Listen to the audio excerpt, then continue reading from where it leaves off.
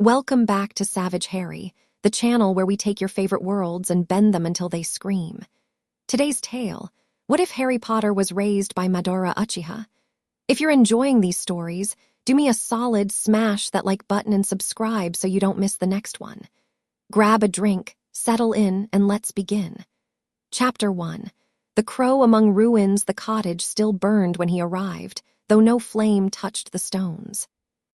Madara Uchiha stood at the edge of the lane, cloak heavy with rain, and watched the house in Godric's hollow shudder under the weight of a death that had refused to finish itself. The roof had collapsed inward on the left side, splinters of slate scattered across the garden like broken teeth.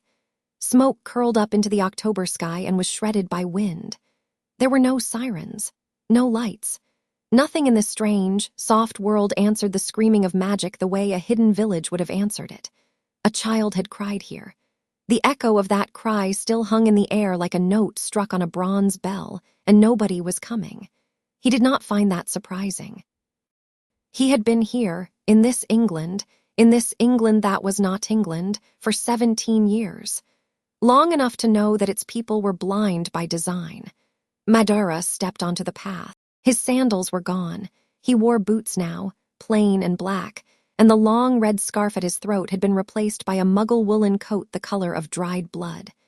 In his right hand, loose at his side, was the gunby. He had not used it in weeks. He had not needed to. The door was broken off its hinges. He did not touch it. He walked through the frame, and the house breathed around him, that particular sucking breath old houses take when their walls have just absorbed a scream. A man lay in the hall, face down, arms flung out. Madara had seen enough dead men to read the posture. Not a battle, not even a struggle. The man had died mid-step, protecting something he had known he could not protect. Glasses lay broken by his hand. "Foolish," Madara said, not unkindly. "Foolish, brave boy." He stepped over the corpse and climbed the stairs. The cry came again, thin, exhausted, from the upstairs landing. The nursery door hung open. A woman lay crumpled under the window, her red hair spilled around her like spilled wine. She was still warm. Madara crouched and set 2 fingers to her throat, a habit older than his bones, and felt no pulse. She had died standing, then fallen. Her arms were still folded over the crib in the shape of a shield she had become. Inside the crib, the child looked up at him. Madara Uchiha had not been surprised by anything in a very long time. Surprise was a kind of permission he no longer granted the world. And yet, for a single, accountable heartbeat, he stopped moving. The child was not crying anymore. The child was looking at him. Green eyes, green as the chakra of a forest summons, too awake. There was blood on his forehead, a fresh cut in the shape of a lightning strike, and the edges of that cut still smoked faintly, as if whatever had cast it was ashamed to have missed. Madara reached into the crib. He did not coo. He did not soften his face. He lifted the child out the way he would have lifted a scroll from an altar, steady with both hands, and he held him up to the cold gray light of the broken window. "You lived," he said. The child hiccuped once and reached. A small hand, red with cold, closed around the end of Madara's scarf. Behind Madara, something moved. It was not a sound. There was nothing to hear. It was a displacement of air so faint that only a man who had spent a century as a shinobi would have registered it. Madara did not turn. He did not change his expression. With the child still held in one arm against his chest, he drew a single kunai from his sleeve and pinned the intruder to the wall by the throat, 3 feet off the ground, without ever breaking eye contact with the baby. "Don't," he said. The man choked. He was small, twitchy, watery-eyed, and his robes were filthy. One of his hands had been severed at the wrist very recently. The stump was wrapped in a rag that had gone stiff with blood. He was human enough to be afraid, which meant he was not entirely human anymore. People who were entirely human did not bleed that little from a fresh amputation. Please," the man said. "Please, sir, please, I was only. Madara tilted his head. "You were only what?" Elle looking for the little one. The man's watery eyes flicked to the child and then away, as if the looking itself burned. My master said to make sure he was dead. Madara finished for him. I wasn't going to. You were. Madara lifted the kunai a fraction of an inch. The man's feet kicked. The child in his other arm made a small, thoughtful sound, as if considering the spectacle with philosophical interest. Who is your master? The Dark Lord, sir, the D-Dark. I heard the first time. Madara's voice did not rise. It did not need to. I asked who he is, not what he calls himself. Tom, the man whispered. Tom Riddle. And where is Tom Riddle now? The man's eyes rolled toward the nursery, toward the scorched patch on the wall above the crib where the paint had blistered and blackened into the outline of something that had tried and failed to leave a body behind. Gone, the man breathed. Gee gone, sir, the boy did that. Why, yes, sir. Madara was silent for a long time. He looked down at the child in his arm. The child, uncanny, was still watching him with those green eyes, as if this entire scene were a story the child had come to hear told. There was no fear in him. There was no comprehension in him either, not really. He was a year old, if that, barely more than a warm little bundle of want, but there was something underneath. Some unflinching patience. Some piece of bedrock that had not cracked when a god tried to kill him. Madara had seen eyes like that before, once, in a mirror. Sir, the twitching man whispered. Yes, sir, please, I have information. I can be useful. You are useful, Madara said. Be quiet. He considered. He had come to this world by accident. He had meant to die. He had meant, in the moment of his last failure, to have the decency to die cleanly. And some warp in the jutsu he had finally unraveled had instead opened a door and pushed him through it into this wet gray island where old men in pointed hats signed letters with owls. For 17 years he had walked among them and learned their shape.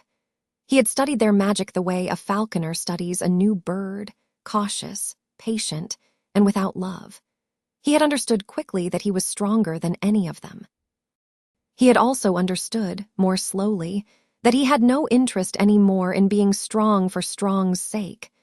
Strength had not saved his brother. Strength had not saved his clan.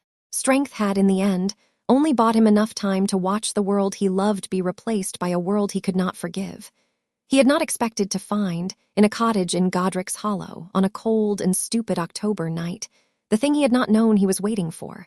An heir, not of his blood. Blood, he had learned, was a poor architect. Blood built pretty towers and ugly foundations. This green-eyed creature with the new scar, had survived what no one should survive. The child's magic, even now, was ringing in the air around him like a struck blade. Whatever that small body was, it would grow into something. The question was whether it would grow straight or crooked, whether it would be raised by frightened rabbits in this rabbit world, or whether it would be raised by a man who knew what fire was for. Madara made a decision. He had made many decisions in his life. Most of them, in hindsight, had been mistakes of a cosmic scale. This one, he thought, might at last be correct. What is your name? He asked the man pinned to the wall. Peter, sir. Peter Pettigrew. Peter Pettigrew. Madara rolled the syllables on his tongue without affection. Is there anyone else coming here tonight? Why, yes, sir.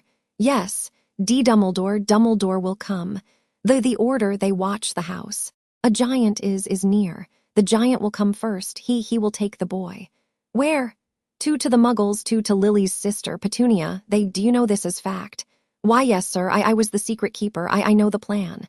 Then it was you who brought Tom Riddle to this house. A silence. Why, yes, sir. Good, Madara said. I prefer to know. He lowered the kunai. Pettigrew's feet touched the floor. Pettigrew sagged, gasping, clutching his stump and his throat at once. Thank you, sir, thank you. I can serve you, sir, I can. You can, Madara agreed. You will. And he reached with his free hand, 2 fingers extended, and touched Pettigrew on the forehead. Pettigrew's eyes rolled back. A single red tomo spun through the black of Madara's left iris, and then another, and then the third, and something very long and very patient moved in the small space behind Peter Pettigrew's eyes. Peter Pettigrew stopped shaking. Peter Pettigrew stood up straight. Peter Pettigrew bowed. What would you have me do, master? he asked, in a voice that was no longer his. Go to Dumbledore, Madara said. Tell him you saw the boy taken by a man in a dark coat. Tell him the man called himself Death. Tell him you were bitten by something in the garden and cannot remember his face. Then go to ground. You will answer my call when I speak your name. Until then, continue to be a miserable small creature. It suits you. Yes, master. And Peter. Yes, master. If you ever lie to me, I will know, and you will wish your Master Tom had finished you tonight. Yes, master. Pettigrew walked out of the nursery, down the stairs, over the corpse of James Potter, and into the night with the steady pace of a man who now had somewhere to be. Madara looked down at the baby in the crook of his arm. Well, he said. You will need a different name, I think. Yours is already on too many tongues.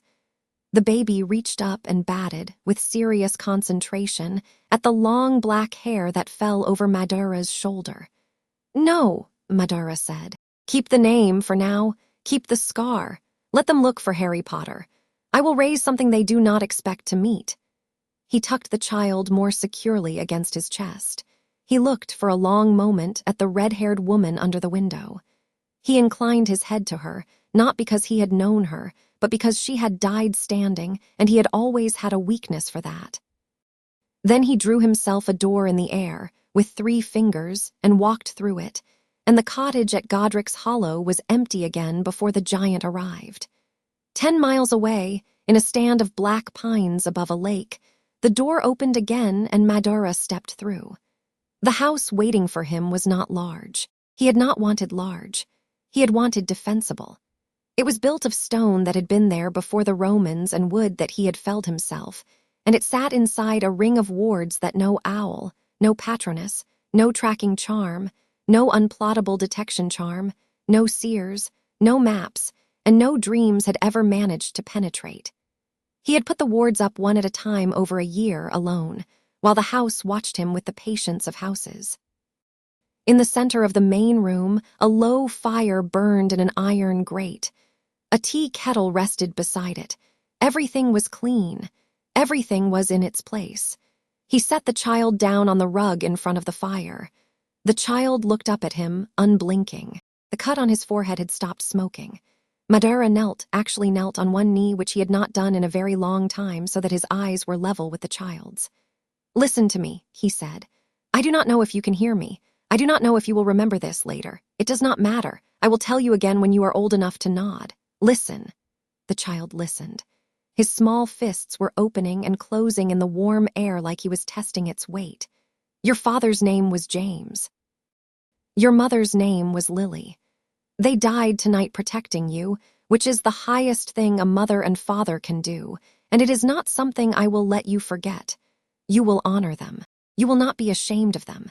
You will not pretend they were more than they were, and you will not pretend they were less. The child blinked.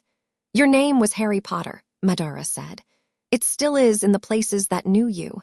When you are among my people, when you are among what I will make of my people, your name will be Harry Uchiha. He paused. He had not said the word Uchiha out loud in any language in 17 years. It felt in his mouth like a blade pulled from a wound. There are no Uchiha in this world but me, he said. And now this is not a tragedy. This is an arithmetic. 2 is more than 1. He reached up with a thumb and pressed gently on the lightning scar, a faint black thread of chakra, the kind he almost never let out of his coils anymore, moved from his thumb into the wound, and the scar flushed and calmed and went quiet. Whatever he left in you, Madara said, I will find. I will not let it steer you. I will not pretend it is not there. We will watch it together, you and I, and when it tries to speak with your mouth, I will hear it before you do. The child yawned. It was a tremendous, whole-hearted yawn, the kind only the very small can produce, one that briefly occupied his whole face and left him slightly dazed at the end of it. Madara, who had a face made for frowns, did something very small with the corner of his mouth that could, in a softer man, have been the beginning of a smile. Sleep, he said. You've had a long evening. He lifted the child again, set him against his shoulder, and began a slow pace in front of the fire. The room was warm. The wards were sound. The child's head found a place against the hollow of his collarbone with the unreasonable confidence of infants, who do not yet know that lapse can be lost, and within 30 paces the breathing at Madara's throat had gone long and slow. Madara walked for a long time after that, even though he did not need to. He told himself he was listening to the house. He told himself he was thinking about the kunai, the wards, the chakra thread he had sunk into the scar. He told himself any number of adult things. The truth, if he had let himself look at it directly, was that he had not held anything this warm in 72 years. He did not look at it directly. He sat down, at last, in the chair by the fire, the child still against his shoulder, and closed his eyes. "Hagrid will not be pleased," said a portrait in a distant castle, 2 hours later. The portrait spoke to no one in particular. It had the good manners of old portraits, who understand that the walls have ears, and that most of those ears are also walls. It was the portrait of a thin, sharp-eyed witch in a green hood, and it had been painted in a century when painting a witch's eyes correctly was still considered a craft. The eyes had not stopped moving in 200 years. "Albus will not be pleased either," the portrait added. The office in which the portrait hung was circular and full of whirring silver instruments. One of those instruments, a small brass bird with a smoked glass belly, had begun to tick backwards, 1 beat at a time, exactly at 9:47 that evening. The man at the desk, whose beard reached almost to the papers he was signing, had looked up once at the brass bird and had not looked back down. He had taken off his glasses, folded them, set them on the desk, and then sat with his hands folded and his eyes closed for a very long moment. When he opened his eyes, they were still the eyes of Albus Dumbledore, but they were tired in a way they had not been tired an hour earlier. "Fawkes," he said softly, "I need you to go somewhere." The phoenix on the perch lifted its head. "Godric's hollow. I fear I have been wrong about something. I do not know yet what. Go and see. Come back and tell me who lives in that house tonight." The phoenix burned briefly in that golden red way phoenixes have and was gone. Dumbledore sat back in his chair. He looked at the brass bird, which was still ticking backward. "Minerva," he said to the empty air, "would you come here, please? I think we may have a problem of a kind we have not had in some time." Above the cold fireplace, the portrait of the witch in the green hood pursed her lips. "A problem," she repeated to herself. He always did have a gift for the word. Outside the castle, far out to the west, on a hill above a black lake, Harry Uchiha slept with his face against the shoulder of the oldest living Uchiha in any world, and did not dream. Minerva McGonagall arrived at the headmaster's office 6 minutes after she was summoned, which was, for Minerva, a kind of tardiness. Normally she arrived before she was sent for. She had been watching the Potter's cottage since dusk, from a rooftop 2 lanes over in the form of a tabby cat, and had fled for the castle the moment she had felt the wards shatter. "Albus," she said without ceremony, "the house is standing. I know.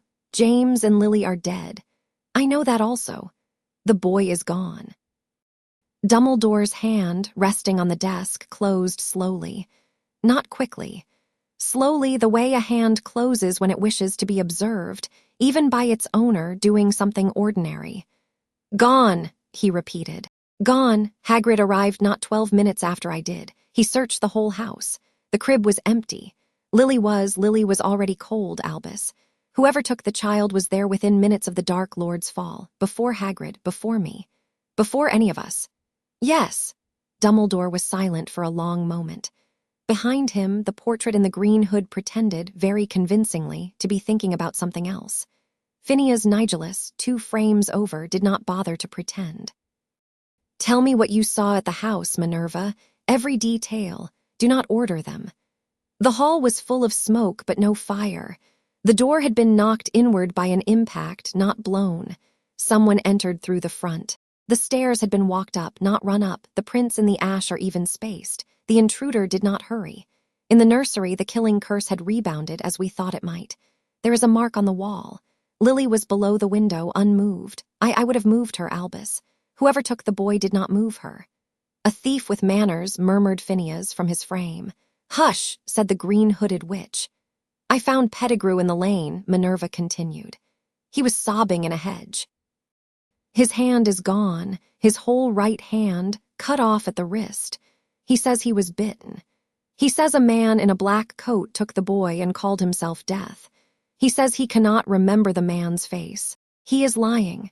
Yes, but he believes that he is telling the truth. Yes, that is interesting. Dumbledore stood up slowly and walked to the window. The night sky over the castle was very clear. The stars above Hogwarts were, as always, brighter than they had any business being.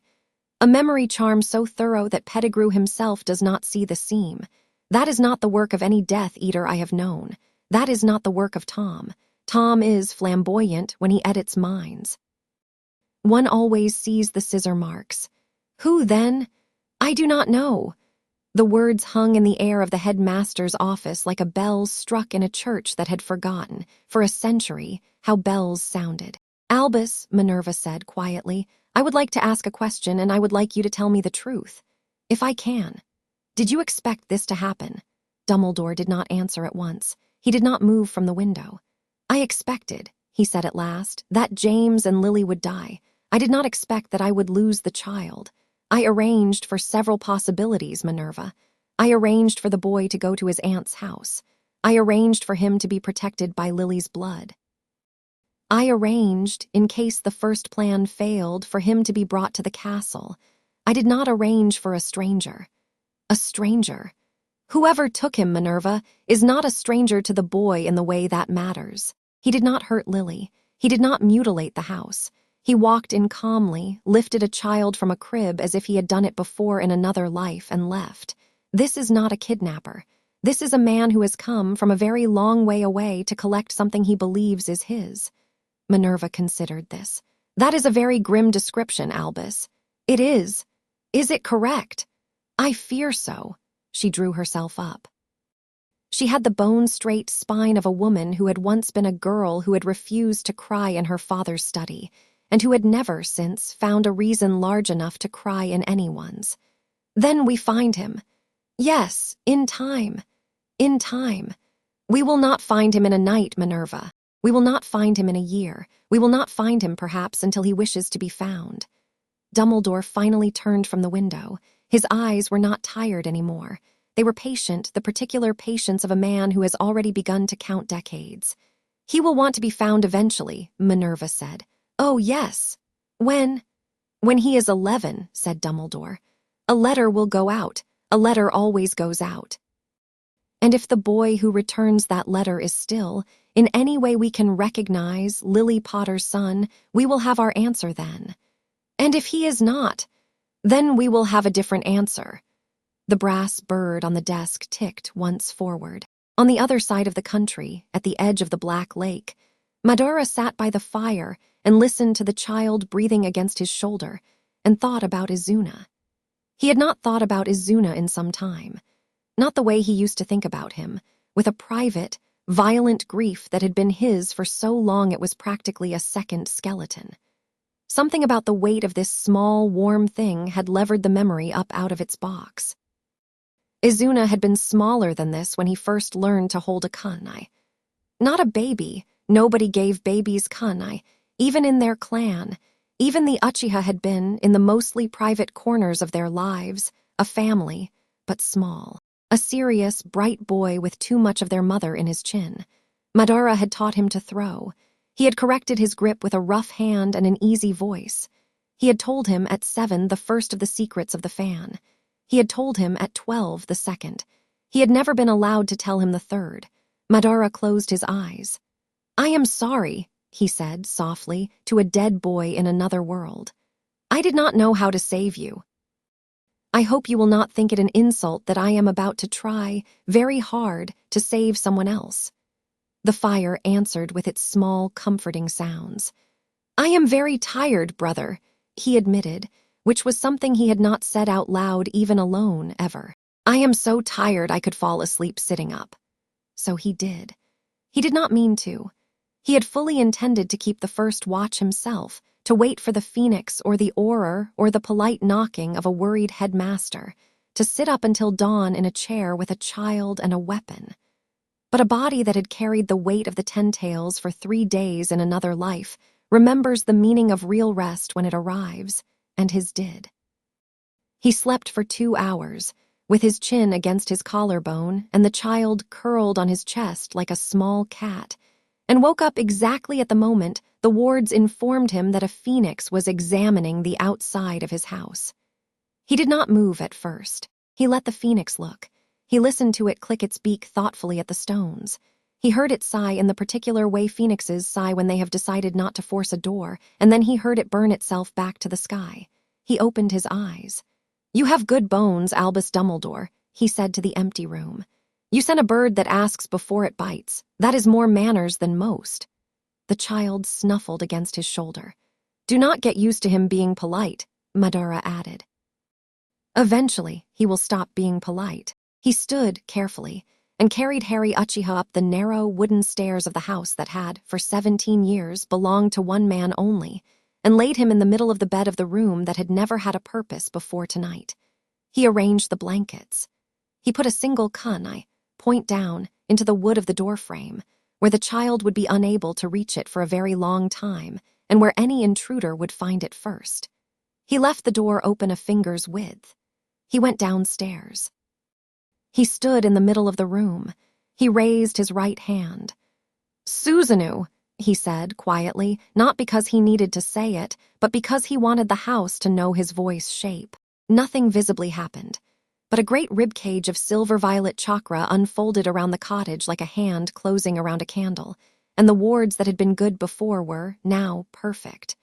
No owl would cross that skin. No phoenix. No tracker. No dream. The wards would not hold forever, Susanoo. Even in this pliant foreign world, was a finite thing. But for tonight, they would hold, and tonight was what he had needed. He let the manifestation ease back into his coils. He sat down again by the fire. He poured himself tea from the kettle. He drank it slowly, and he thought. He thought about what he would teach the boy first. Not the Sharingan. The Sharingan was not a thing to be given. It was a thing to be paid for. Not chakra control, that would come, slow and steady, with the child's own growth. First, he thought, he would teach the child to listen to a room. He would teach him to know the names of stones. He would teach him patience and breath and the old, plain, unpretentious skill of being still. Stillness was the root of every high art, and the children of this soft world grew up never learning it. They would come at Harry, the Dumbledores and the Riddles and the lesser copies of both, and they would find, to their enormous displeasure, that he had been taught to sit in a chair for 2 hours without moving by the time he was 5. He smiled slightly. The fire smiled with him in the way fires do when they have just agreed with something.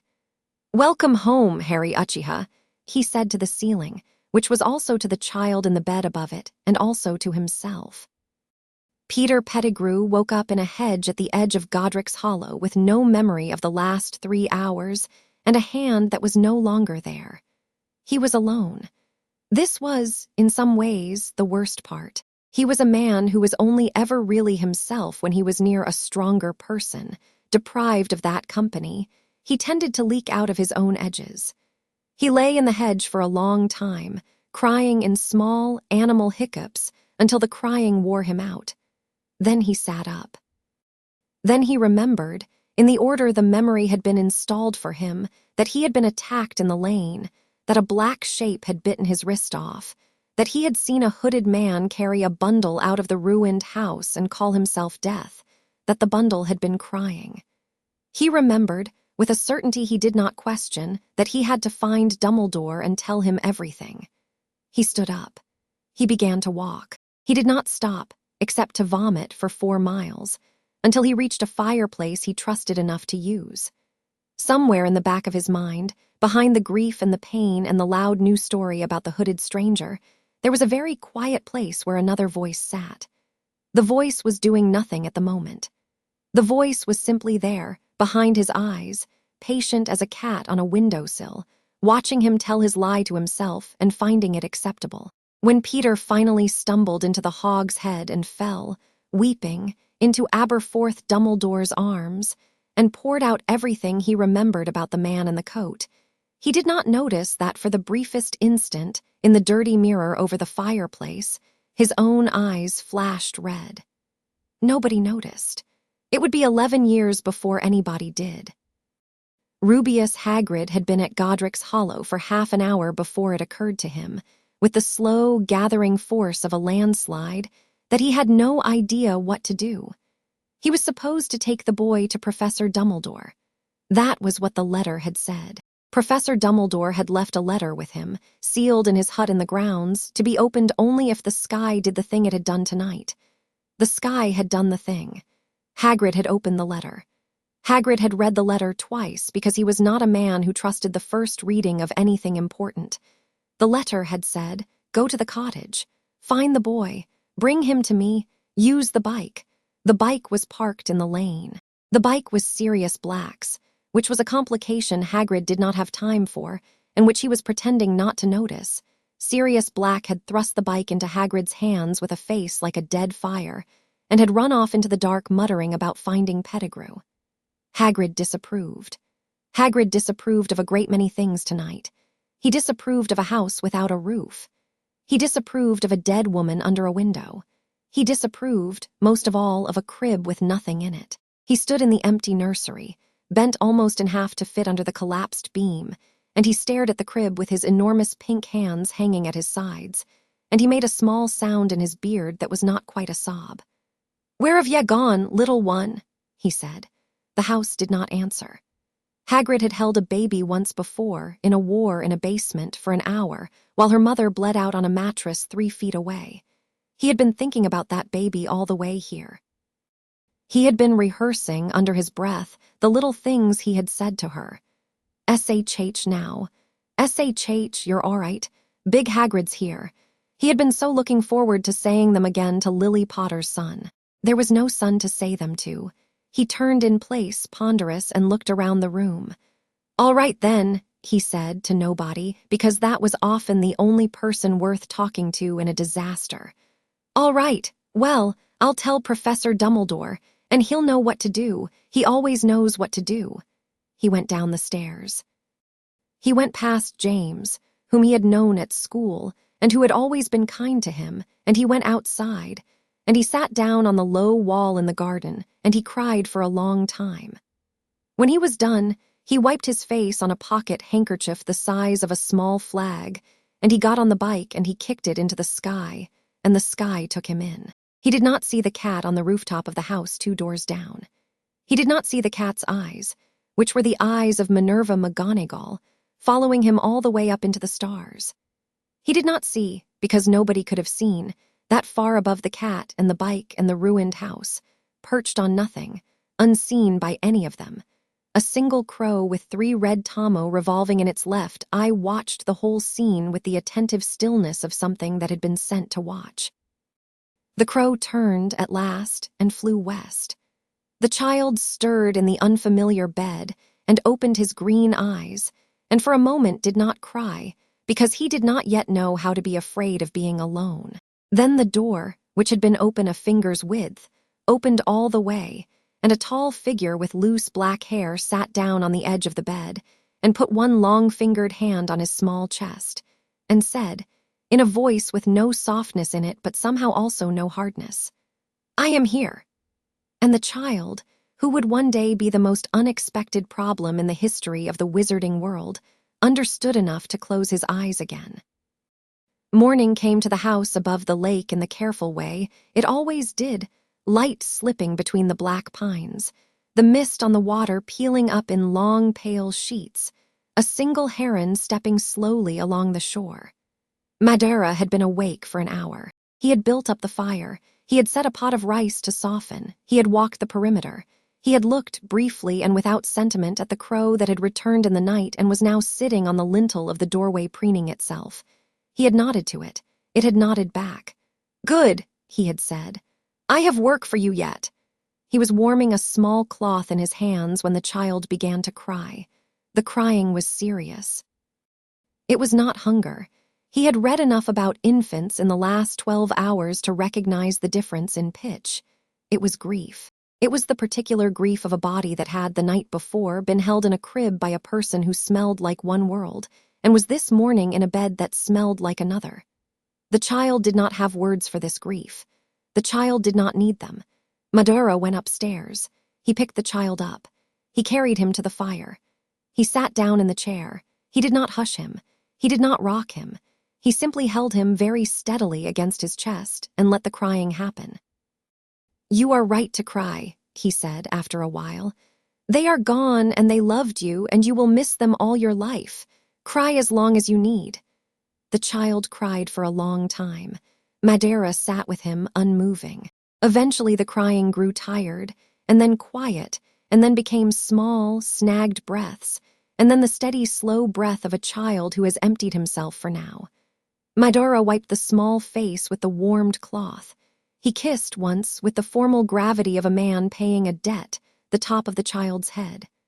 "I was not a good brother once," he said very quietly to the fire.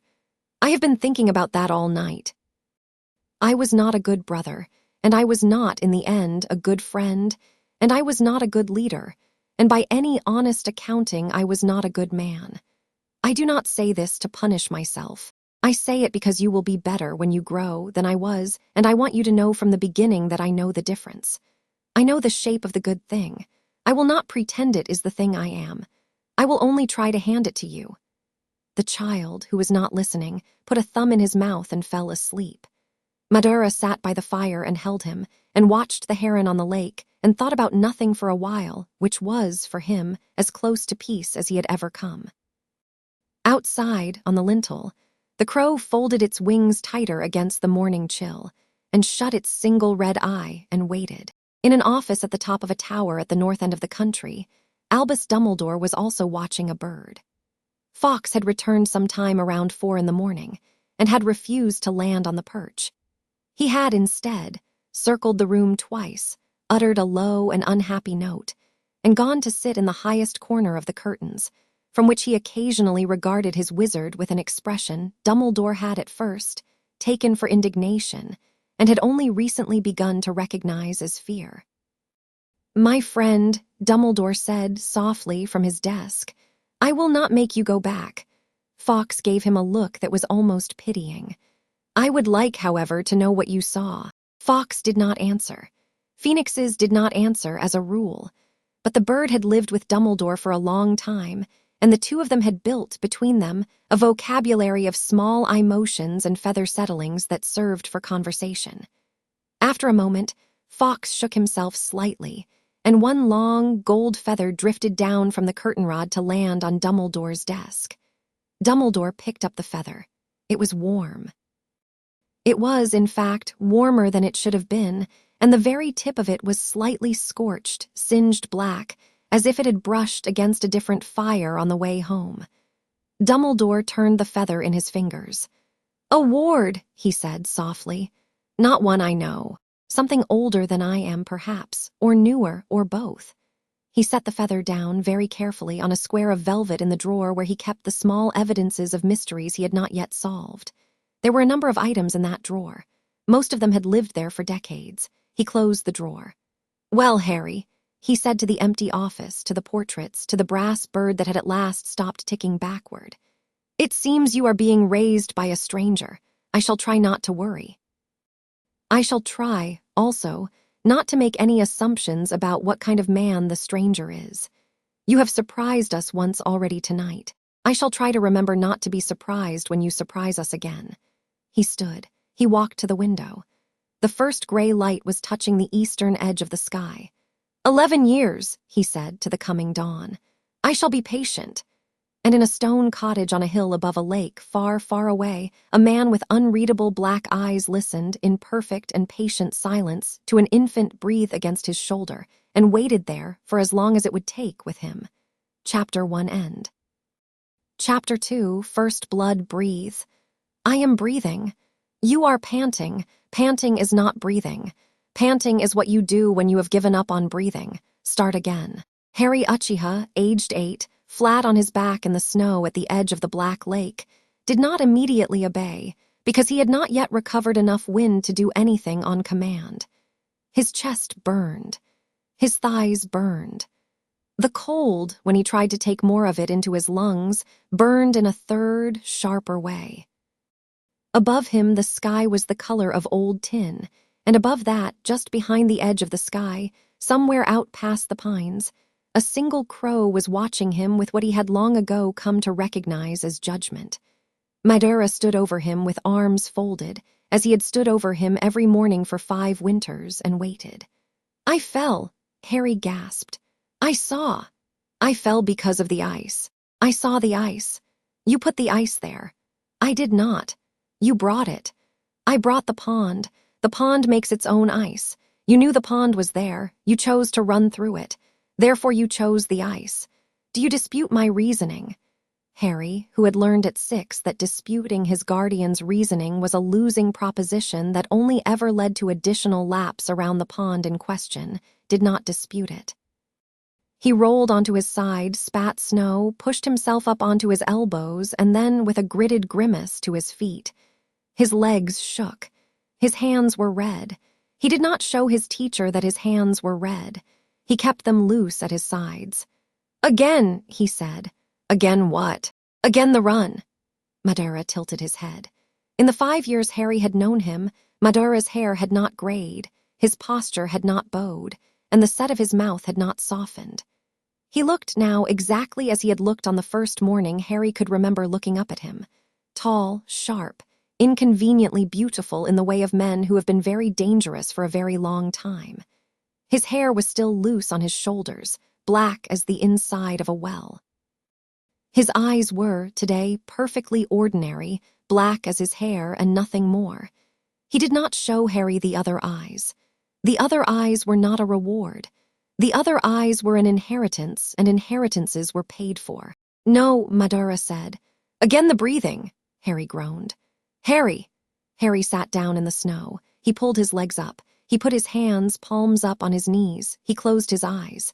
He breathed in for a count of 4, held for a count of 7, breathed out for a count of 8, and held empty for 4 more. He did it again. He did it again.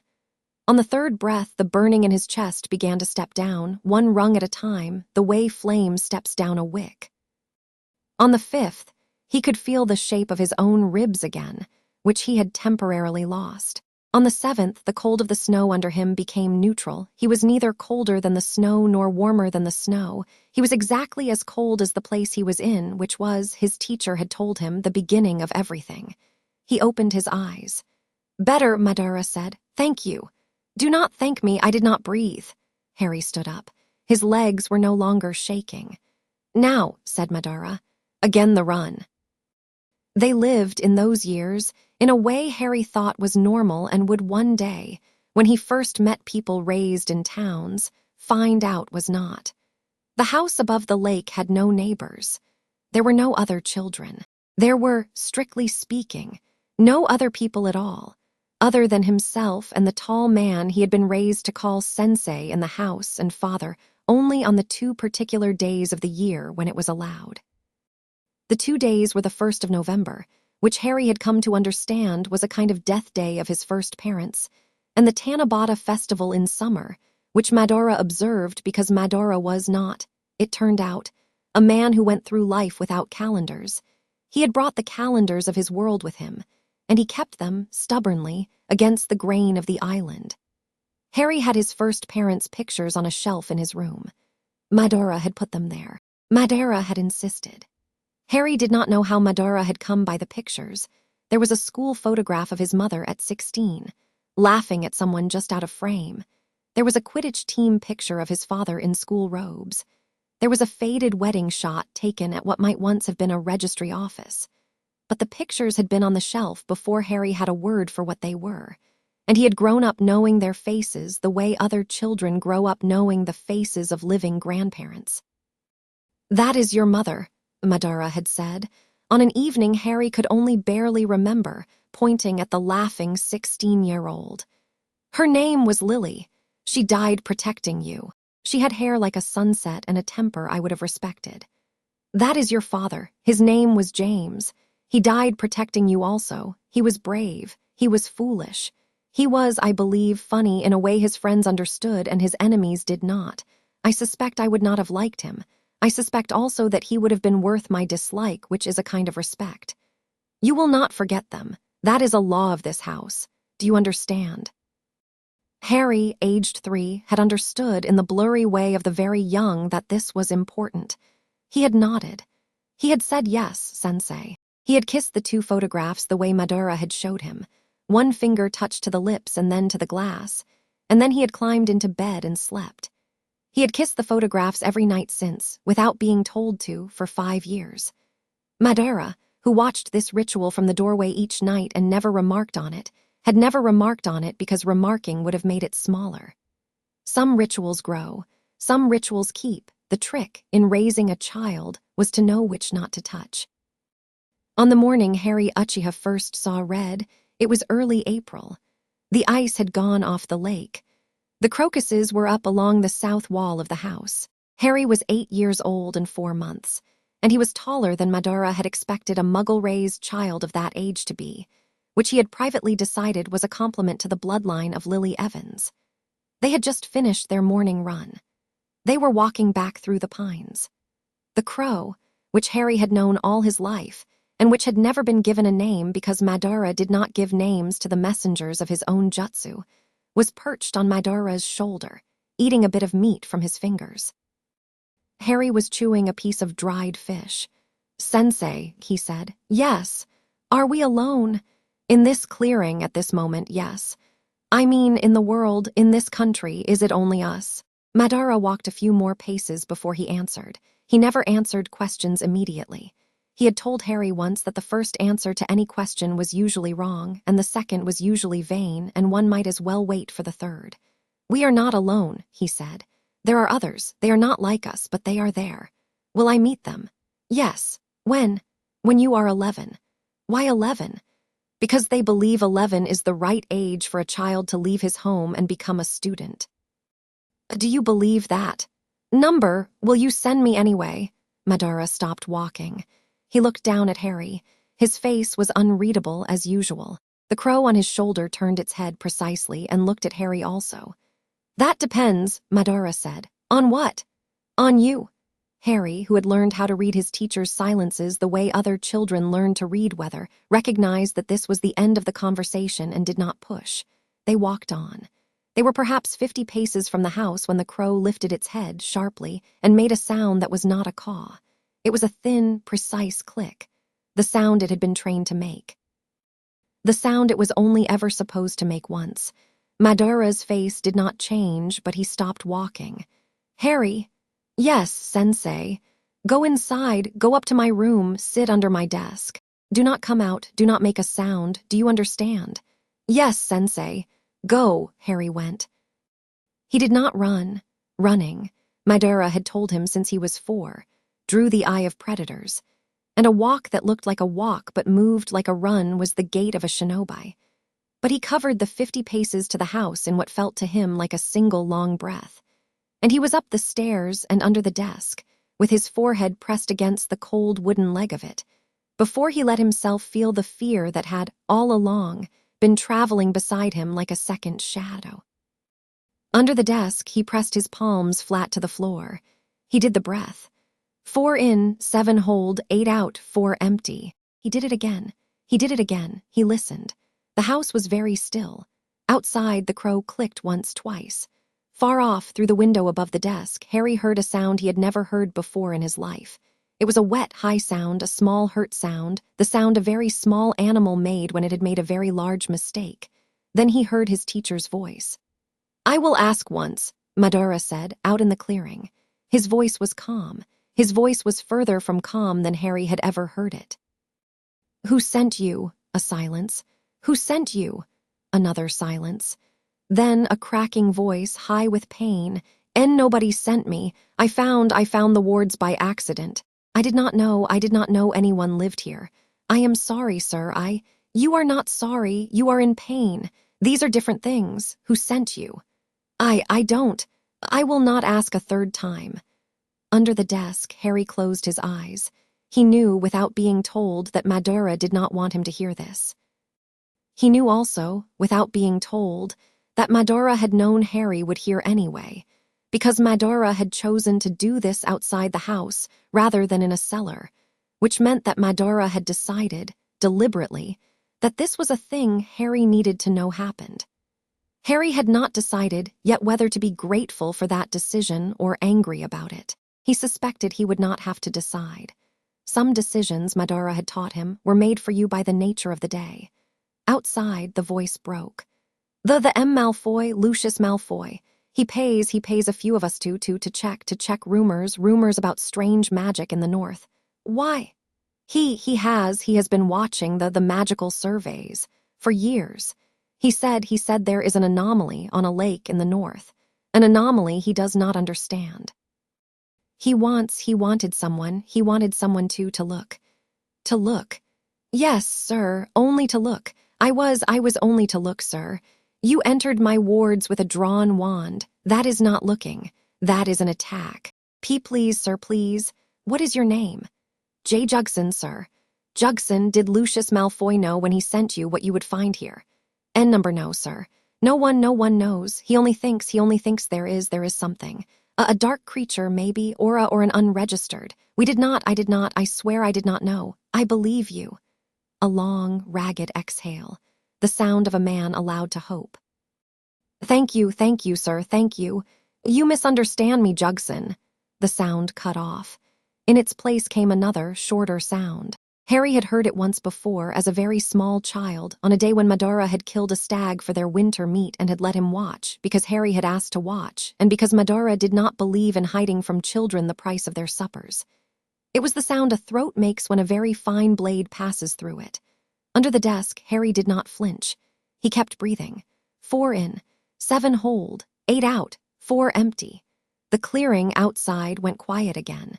Then footsteps. A single set. Coming toward the house, up the stairs, into the hall, up the stairs again, and to the door of the room where Harry was sitting under the desk. The door opened. You can come out, Madara said softly. Harry came out.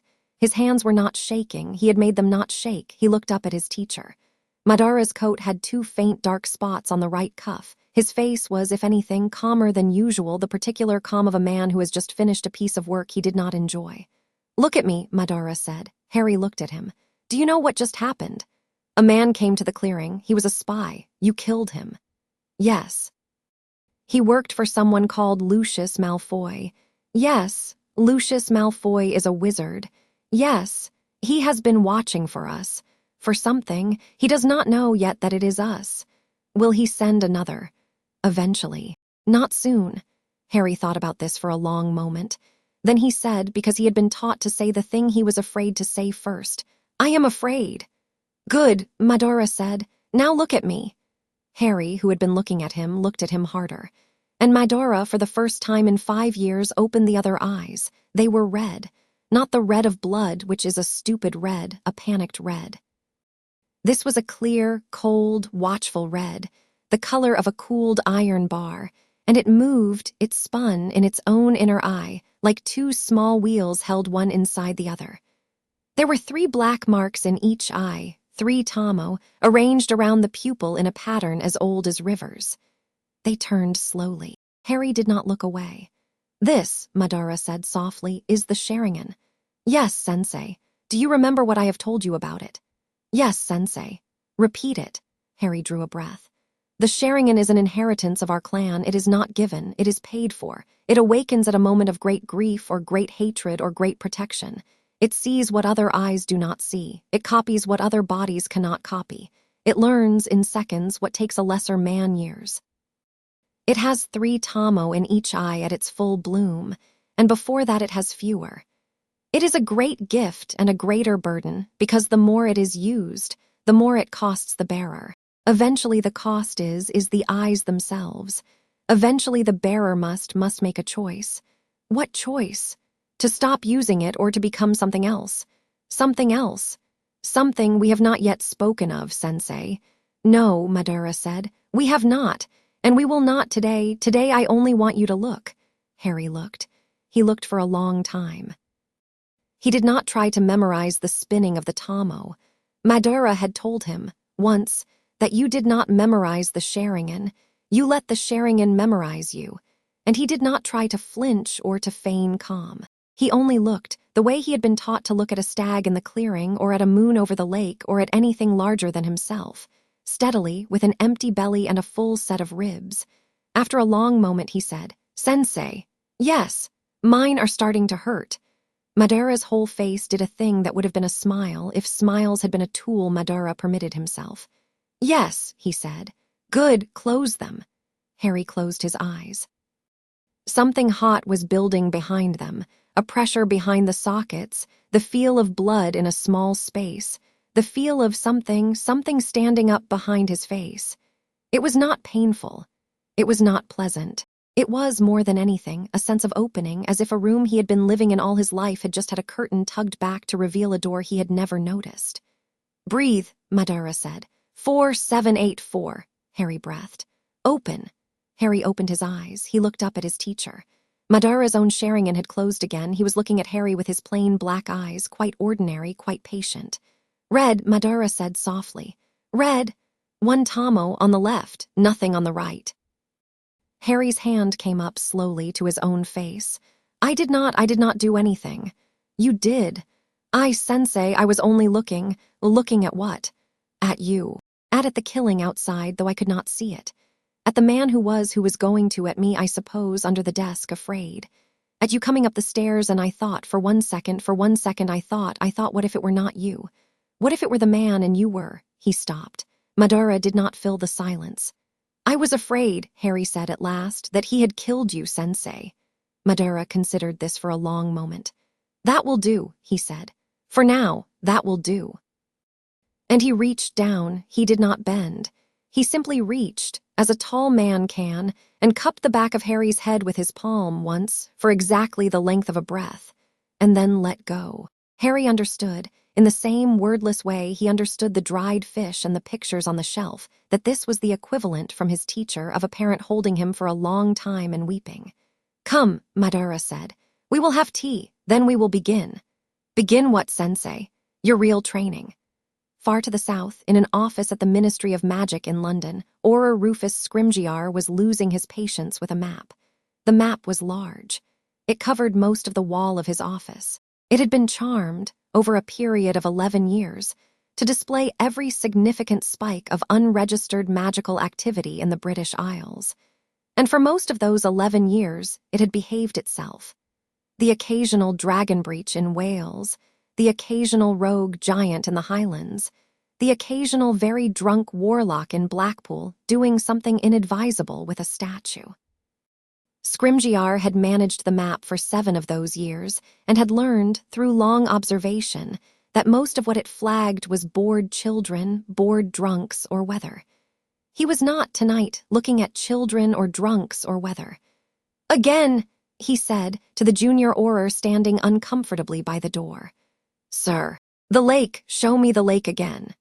The junior cleared his throat and flicked his wand. The map zoomed in dizzyingly on a small patch of the Western Highlands. A black lake glittered in the valley.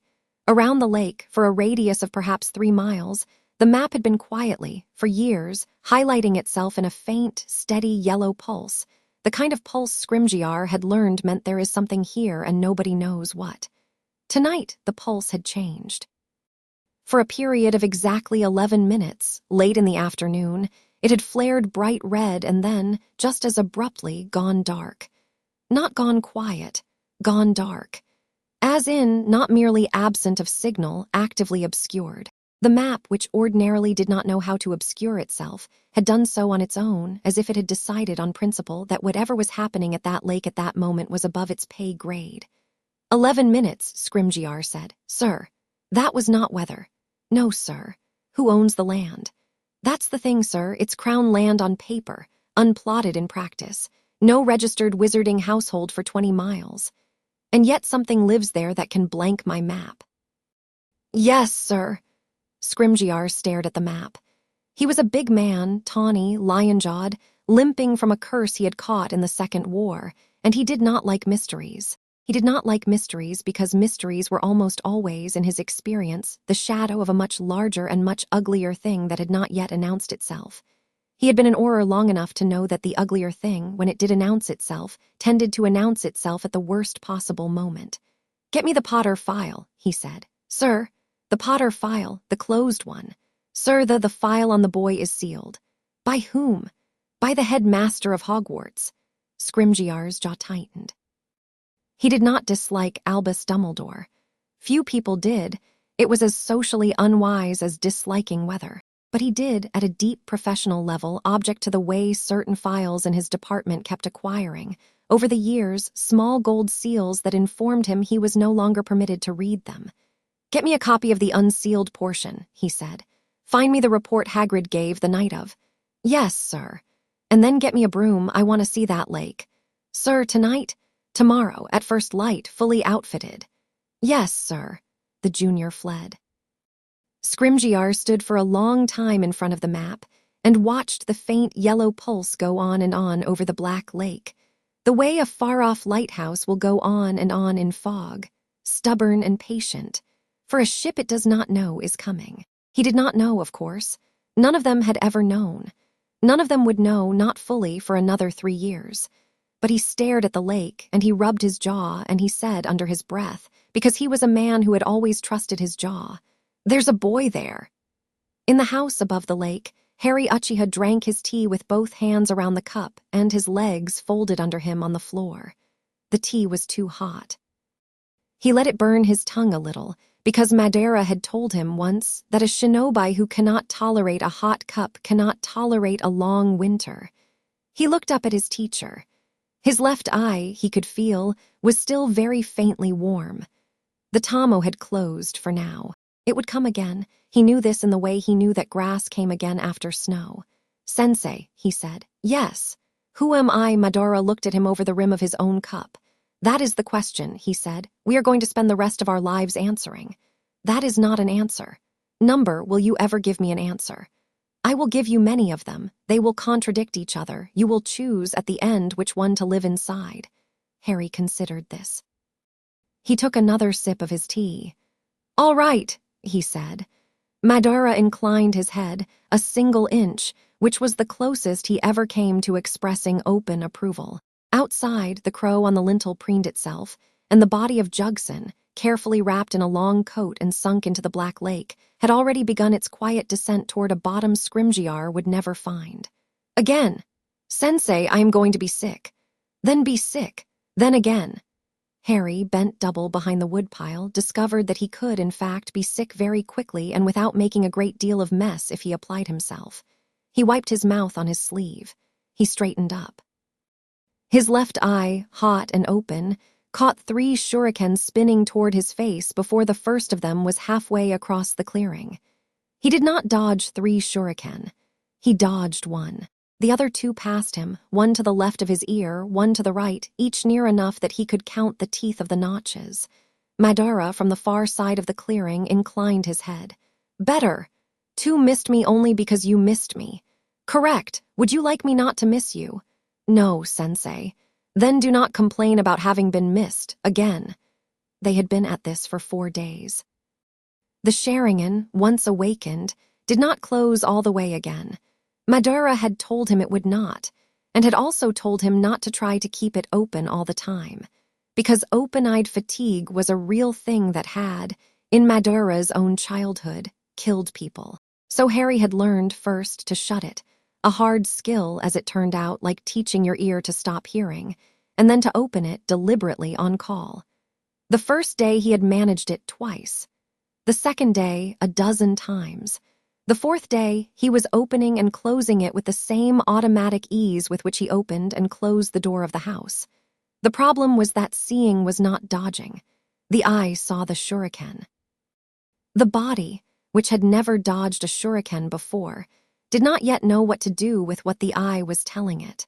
The first day he had eaten a shuriken, a blunted practice one, mercifully directly in the forehead, just above the lightning scar, and had spent the evening with a cold stone pressed to a rising lump while Madara drank tea at the other end of the room and did not, conspicuously, apologize. "The eye is a cartographer," Madara had told him, the evening of the bruise. "The eye can draw the most beautiful map of a battle you have ever seen, but the eye does not walk the map. The legs walk the map. If your legs cannot read, you will die with a beautiful map in your head." So they had drilled.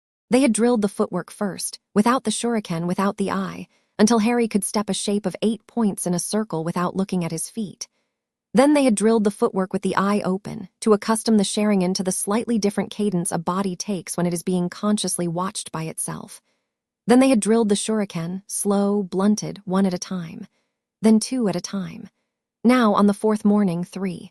Madara's hand flicked once. 3 shuriken again. Harry's eye caught them. This time his legs moved first, not his head. He shifted, not dodged. A short diagonal half-step, and all 3 passed him in a rough fan through empty air. "Better," said Madara. The legs listened that time. "Yes, I did not tell them to. Number you allowed them to, that is more than a telling, that is a conversation." Harry wiped sweat off his forehead. The crow from the roof watched him with the detached approval of a crow. "Sensei, yes, if Lucius Malfoy watches this lake, will others come? Eventually. How many do you think?" "Not many. Malfoy is a patient man. He will not send 10 where he sent 1. He will wait to see whether the first one came back. He has not. He knows by now. He suspects by now. He does not yet know. The difference is 3 months in his mind. And after 3 months. After 3 months he will send 2. Or he will send no one and wait another year. Malfoy plays a long game. That is why he is dangerous and also why he is manageable. A man who plays a long game can be disrupted by a short one." "Are we going to disrupt him?" Madara considered. "Not yet," he said. "First we will let him watch for nothing for a very long time. A man who watches for nothing long enough begins to see things that are not there. When he begins to see things that are not there, he becomes a joke to his allies.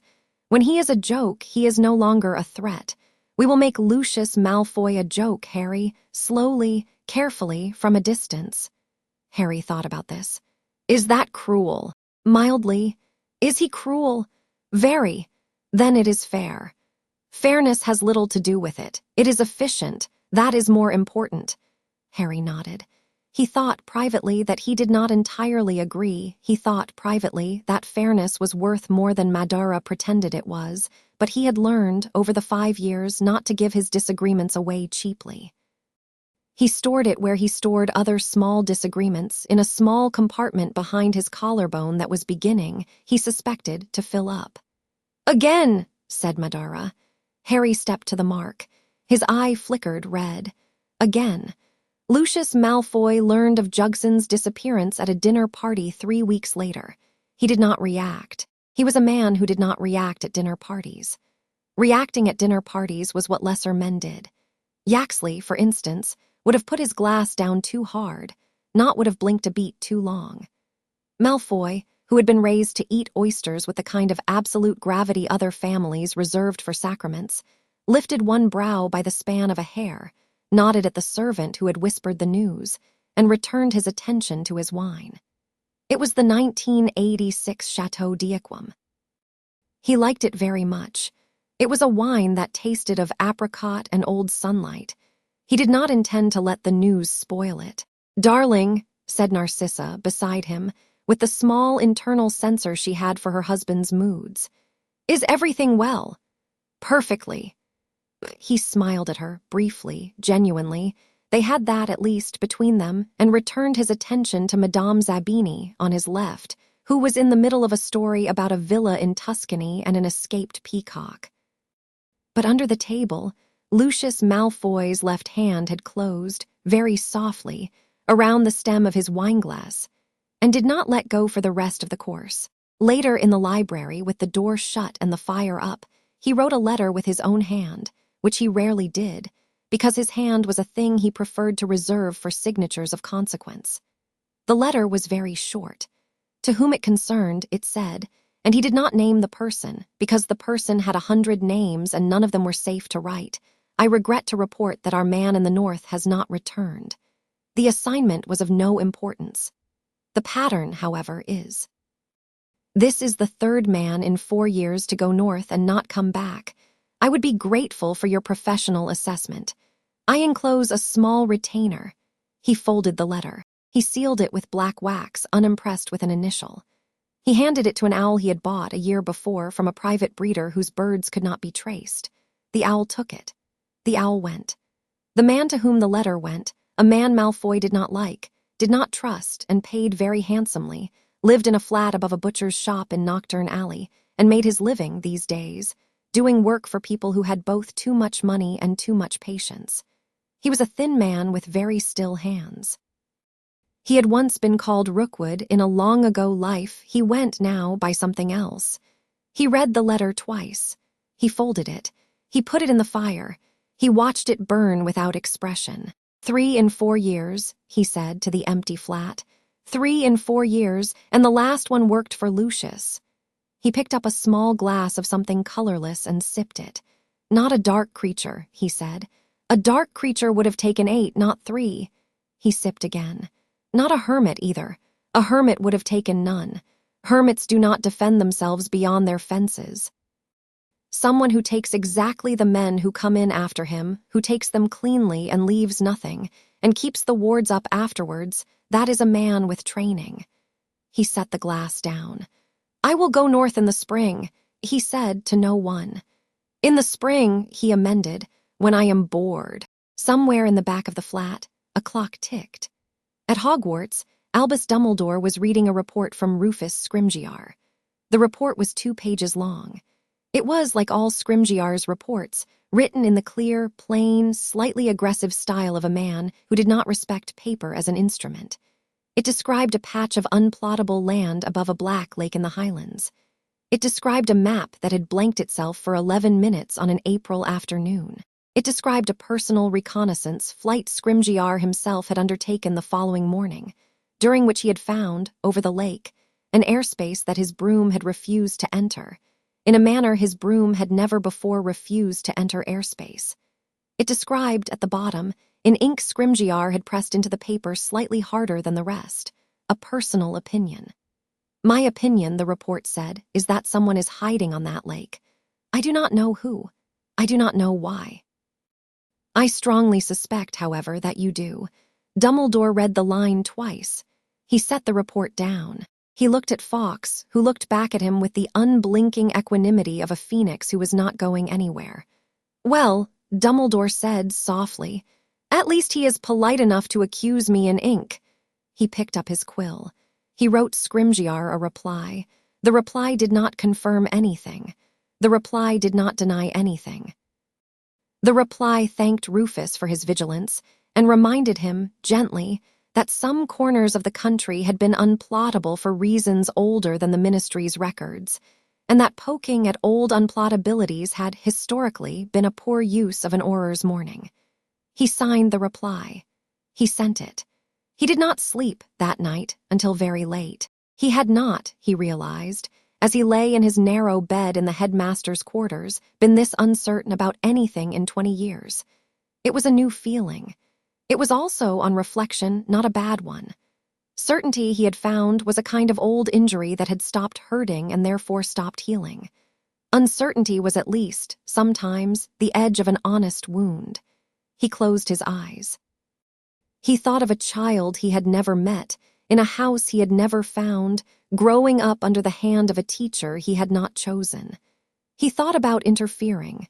He thought, harder, about not interfering. He thought about Lily Potter, and about her face in a mirror when she had been 16, and he thought about James, and he thought, without deciding to, about a young boy named Tom Riddle pressed against the bars of an iron bed in a Muggle orphanage 60 years earlier, with eyes that had been, even then, far too watchful for the rest of his face. 3 years, he said into the dark. I can be patient for 3 more years. He fell asleep a little after 4. Winter came early that year. The lake froze a month earlier than usual. The pines took on heavy crowns of snow. Harry Uchiha, aged 9 now, ran the shore of the lake every morning, in the silence before sunrise, with the crow circling above him and his breath pluming out in long silver banners. His legs were longer. His balance was better. The one Tomo in his left eye had become 2, sometime in October, on a morning when he had fallen through thin ice and come up, sputtering, to find his teacher already waiting on the bank with a towel and a face that had not been, for a single second, worried. You were frightened, Madara had said that day as he rubbed Harry's hair. Yes, Sensei, not of drowning. No, Sensei. Of what? Of disappointing you. Madara's hand had paused very briefly on the top of Harry's head. Then it had continued. Good, he had said. Fear of disappointing those who love you is an honest fear. Hold it with respect. Do not let it govern you. Do you love me, Sensei? Madara had not answered.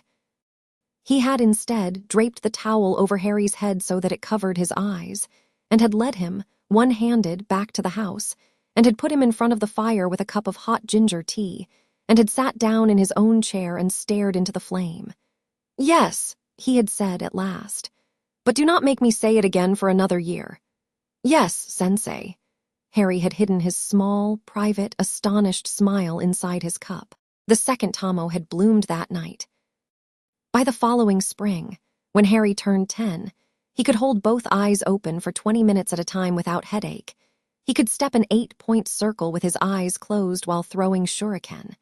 He could sit in a chair for 2 hours without moving, because Madara had told him, when he was 5, that he would one day be expected to sit in a chair for 2 hours without moving. And 10-year-old Harry, who still remembered the promise, had decided that he would meet the promise and not have to be told twice. He could not yet summon chakra to his hands in the full way of the old Uchiha. The old Uchiha had begun fire-breathing at 6. Harry was behind, and they both knew it, and neither mentioned it, because there were reasons. The reasons had to do with the wizarding magic under his ribs. It was not his teacher's system. It responded to his teacher's breathing exercises the way a polite guest responds to the customs of a foreign country, with interest and with imperfect imitation. Madara had thought about this for a long time over those years, and had decided at last not to fight it. We will teach your body what it has, he had told Harry one evening, and we will teach your body what you have. You will become 2 rivers at once. Most people are only one. You will be able to pour one into the other when you wish. That sounds useful, Harry had said. It will also be painful. Yes, Sensei. Many useful things are. On Harry's 10th birthday, Madara gave him no present. Madara did not believe in presents. Madara did, however, take him out before dawn to the middle of the frozen lake and set him down in the center of a circle drawn with chalk on the ice and say, "Today we begin Bunshin.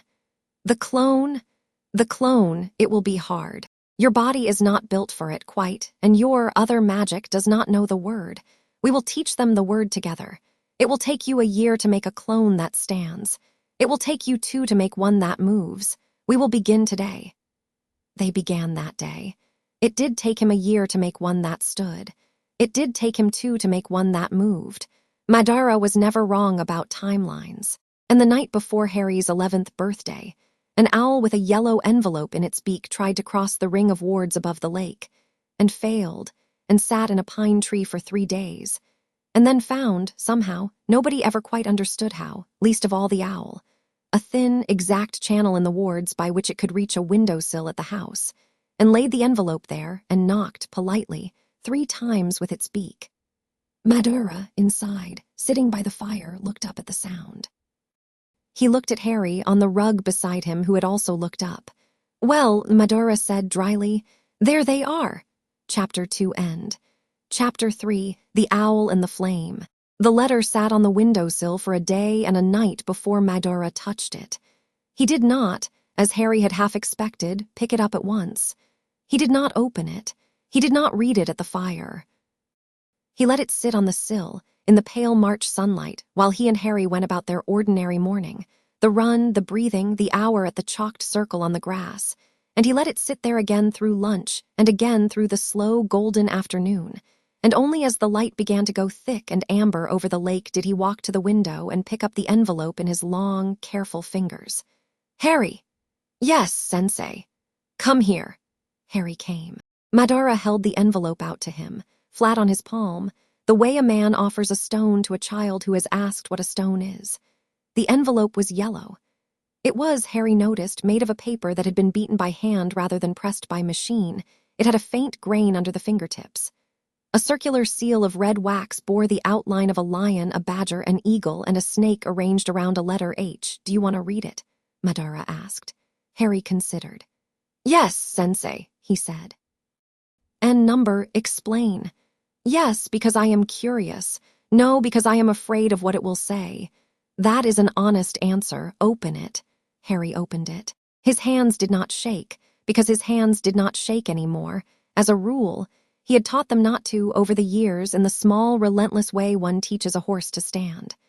The paper inside was thick and slightly yellow. There were 2 sheets. He read the first aloud, because Madara had told him once that reading aloud was the best way to make sure one had actually read. Hogwarts School of Witchcraft and Wizardry, he read. Headmaster, Albus Dumbledore. Dear Mr. Potter, we are pleased to inform you that you have a place at Hogwarts School of Witchcraft and Wizardry. Please find enclosed a list of all necessary books and equipment. Term begins on September the 1st. We await your owl by no later than July the 31st. Yours sincerely, Minerva McGonagall, Deputy Headmistress. He lowered the page. Mr. Potter, Madara repeated softly. Yes, Sensei. Not Mr. Uchiha. No, Sensei. Do you mind? Harry thought about it. He did not answer at once. He had learned not to answer at once.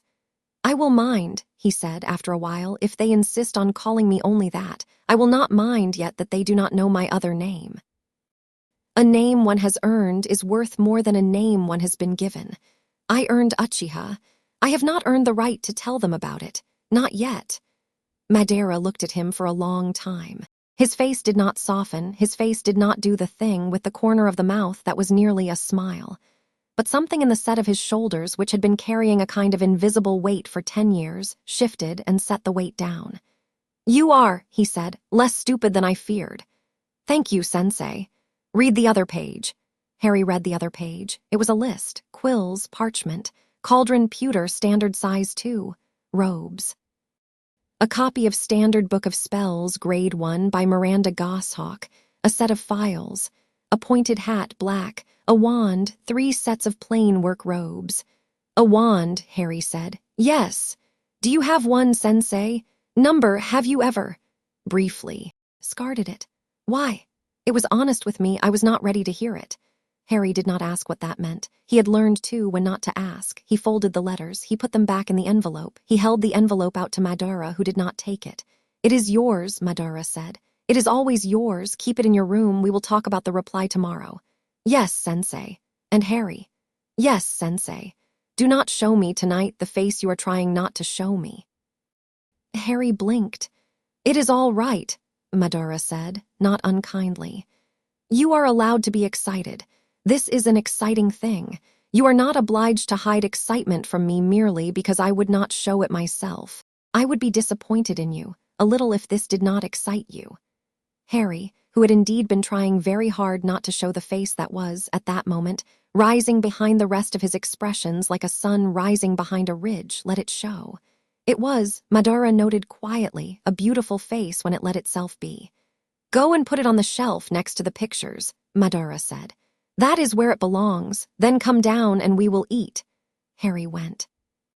The second owl came 2 days later, with a return envelope addressed Miss Minerva McGonagall. Madara did not answer it. A third owl came 5 days after that, bearing nothing at all, no letter, only a feather, and this one perched on the sill with a particular human patience that Madara found mildly insulting. He went to the window. He lifted the sash. He looked at the owl. She is coming herself, then, he said to the owl. The owl regarded him with the superior expression owls reserved for men who thought they could read an owl. Tell her, Madara said mildly, that the boy will be ready to meet her in 1 week. Tell her also that if she tries to enter my land before 1 week has passed, I will not harm her. I will simply turn her back, repeatedly, until she tires of being turned back. Do you understand? The owl, which did not understand any of the words but understood in perfect detail the weight of the voice, blinked once and departed. It did not look back. You told an owl to carry a message in a language it does not speak, Harry said from the doorway where he had been listening. The owl is not the messenger. She is. The owl, Minerva McGonagall, she is an animagus. Her form is a cat, I believe. I would have recognized her had she come herself. She sent instead a private familiar, trained in her habit. An owl who flies for her often enough to carry, in its shoulders and its wings, the shape of her being. She will know when the owl returns what I said. The owl does not need to have understood the words. It needs only to have heard them. That is clever. It is one of the only tricks I have ever admired in this world. Will she really wait a week? Yes. How do you know? Because she is a teacher, and a teacher who has waited 10 years for a student will wait another week. She did not wait a week. She waited 6 days. Madara, who had expected this, was not offended. The morning she came was bright and cold. A hard frost had held the grass. The lake was an iron plate. Harry, on the shore, was running his 8-point drill, on the 3rd hour of it, while Madara sat on a stone at the edge of the pines and drank tea from a flask. Harry's breath was even. The Tomo in his left eye were 3 now, and the Tomo in his right eye were 2, and both eyes were open because Madara had told him, that morning, that Minerva McGonagall was coming and that Harry would not hide the eyes from her. Why, Sensei? Because if I hide the eyes from her, she will think you are an ordinary Muggle-born boy I have kidnapped and abused. If I show her the eyes, she will know at once that you are something else. Her shock will be to our advantage. It is better to break a preconception clean than to tug at its edges. Yes, Sensei. And Harry, yes, Sensei, do not show off. No, Sensei, do not lie. No, Sensei. Do not, on the other hand, cooperate with any plan she proposes on the first visit. You will listen. You will answer politely. You will offer nothing. If she asks you to come with her, the answer is number. If she asks you to decide between your father and me, the answer is number. If she asks whether you have been hurt, the answer is the true answer, and the true answer is number. Yes, Sensei. I have hit you a great deal in your life. Yes, Sensei. A great deal, with a stick. Several times with the flat of a blade. Once, very deliberately in the face, when you were lying to me about the shuriken you stole. Do you consider yourself an abused child? No, Sensei. If she asks why not, I will say that you have never struck me in anger, that you have never struck me to shame me, that you have struck me to teach, and that I have never in my life been afraid of you in the way a child is afraid of a bad house. Good, that is not a script, that is a correct answer. Yes, Sensei. Go back to your drill. Harry went back to his drill. He had, in fact, been running it throughout the conversation. His legs had never stopped. His feet had beaten the 8 points into the frost-hard grass until there was a pale star in the turf where he had been stepping. He did not, however, show off.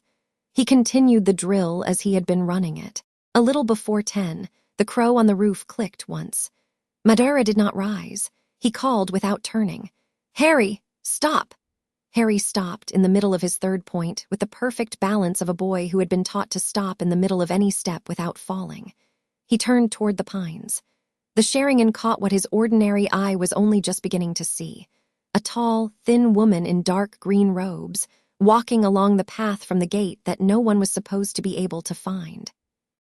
She walked unhurried. She walked like a woman who had decided, a long time ago, that she would not dignify any unfamiliar landscape by hurrying through it. Her hair under the tall pointed hat was iron gray and pulled severely back. Her mouth was set. Her hand at her side held a wand, not drawn but not sheathed, in the particular neutral position of a person who had been armed her whole life and had not needed yet this morning to show it. She stopped at the edge of the clearing. Professor McGonagall, Madara said without standing. Good morning. Good morning, said Minerva McGonagall stiffly.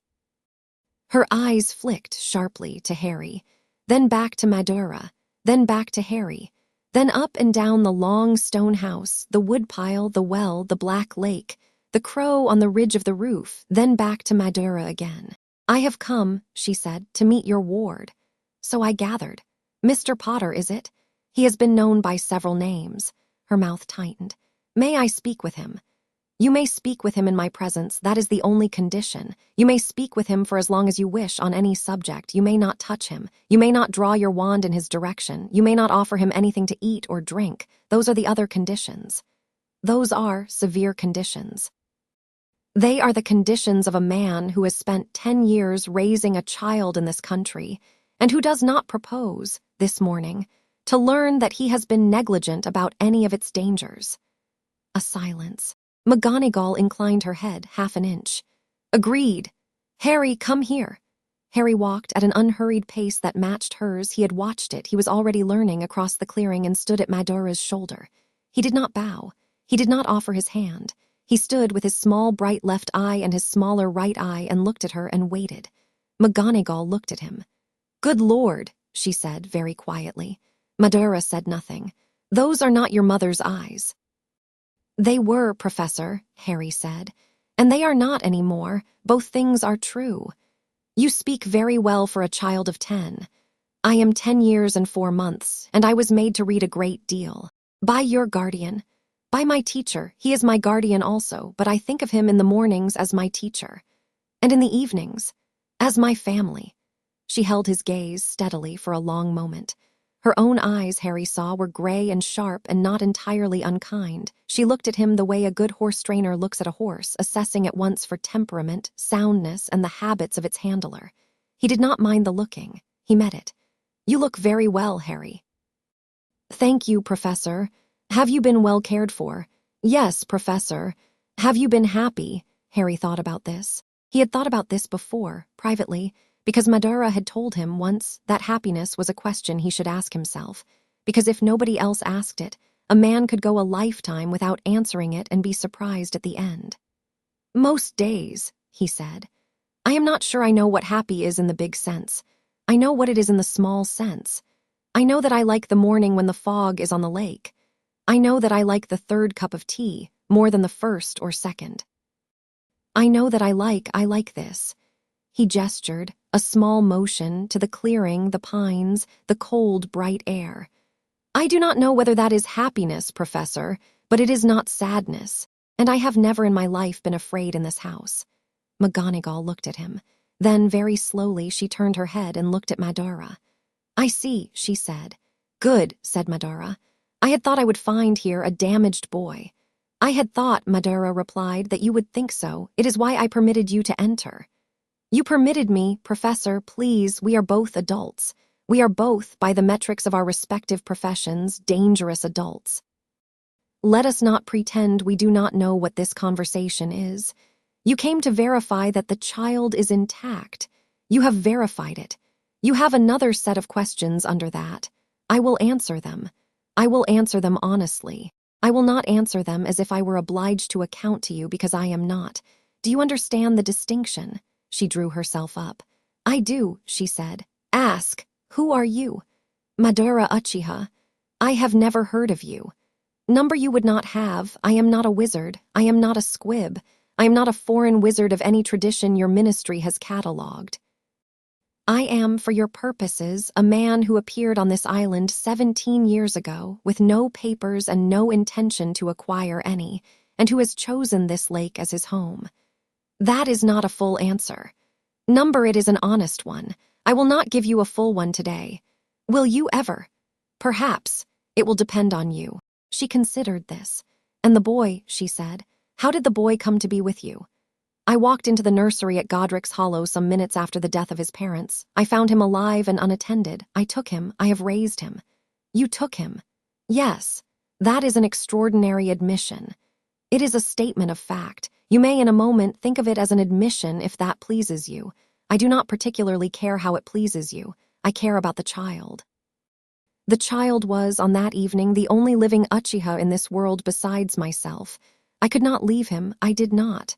Uchiha, my clan. He is not. He is now, ask him. McGonagall looked back at Harry. "Is that," she said, "how you think of yourself, Mr. Potter?" "I am Harry James Potter," Harry said. "I am the son of James and Lily Potter, may they rest well. I am also the adopted heir of Madara Uchiha of the Uchiha clan. Both things are true. I do not think the one erases the other. I do not intend to let them." McGonagall pressed her lips together. "You have taught him well," she said to Madara without turning. "I have taught him. You may judge over the coming years how well." "And if I were to say," she said carefully, "that the appropriate step at this point would be for the boy to come with me today to Hogwarts, so that we might—" "No," Madara said pleasantly. "I had not finished. The answer is no regardless of how you finish. Harry will come to Hogwarts on the 1st of September. He will come on the train from King's Cross, like every other student, because it is a tradition, and because traditions matter.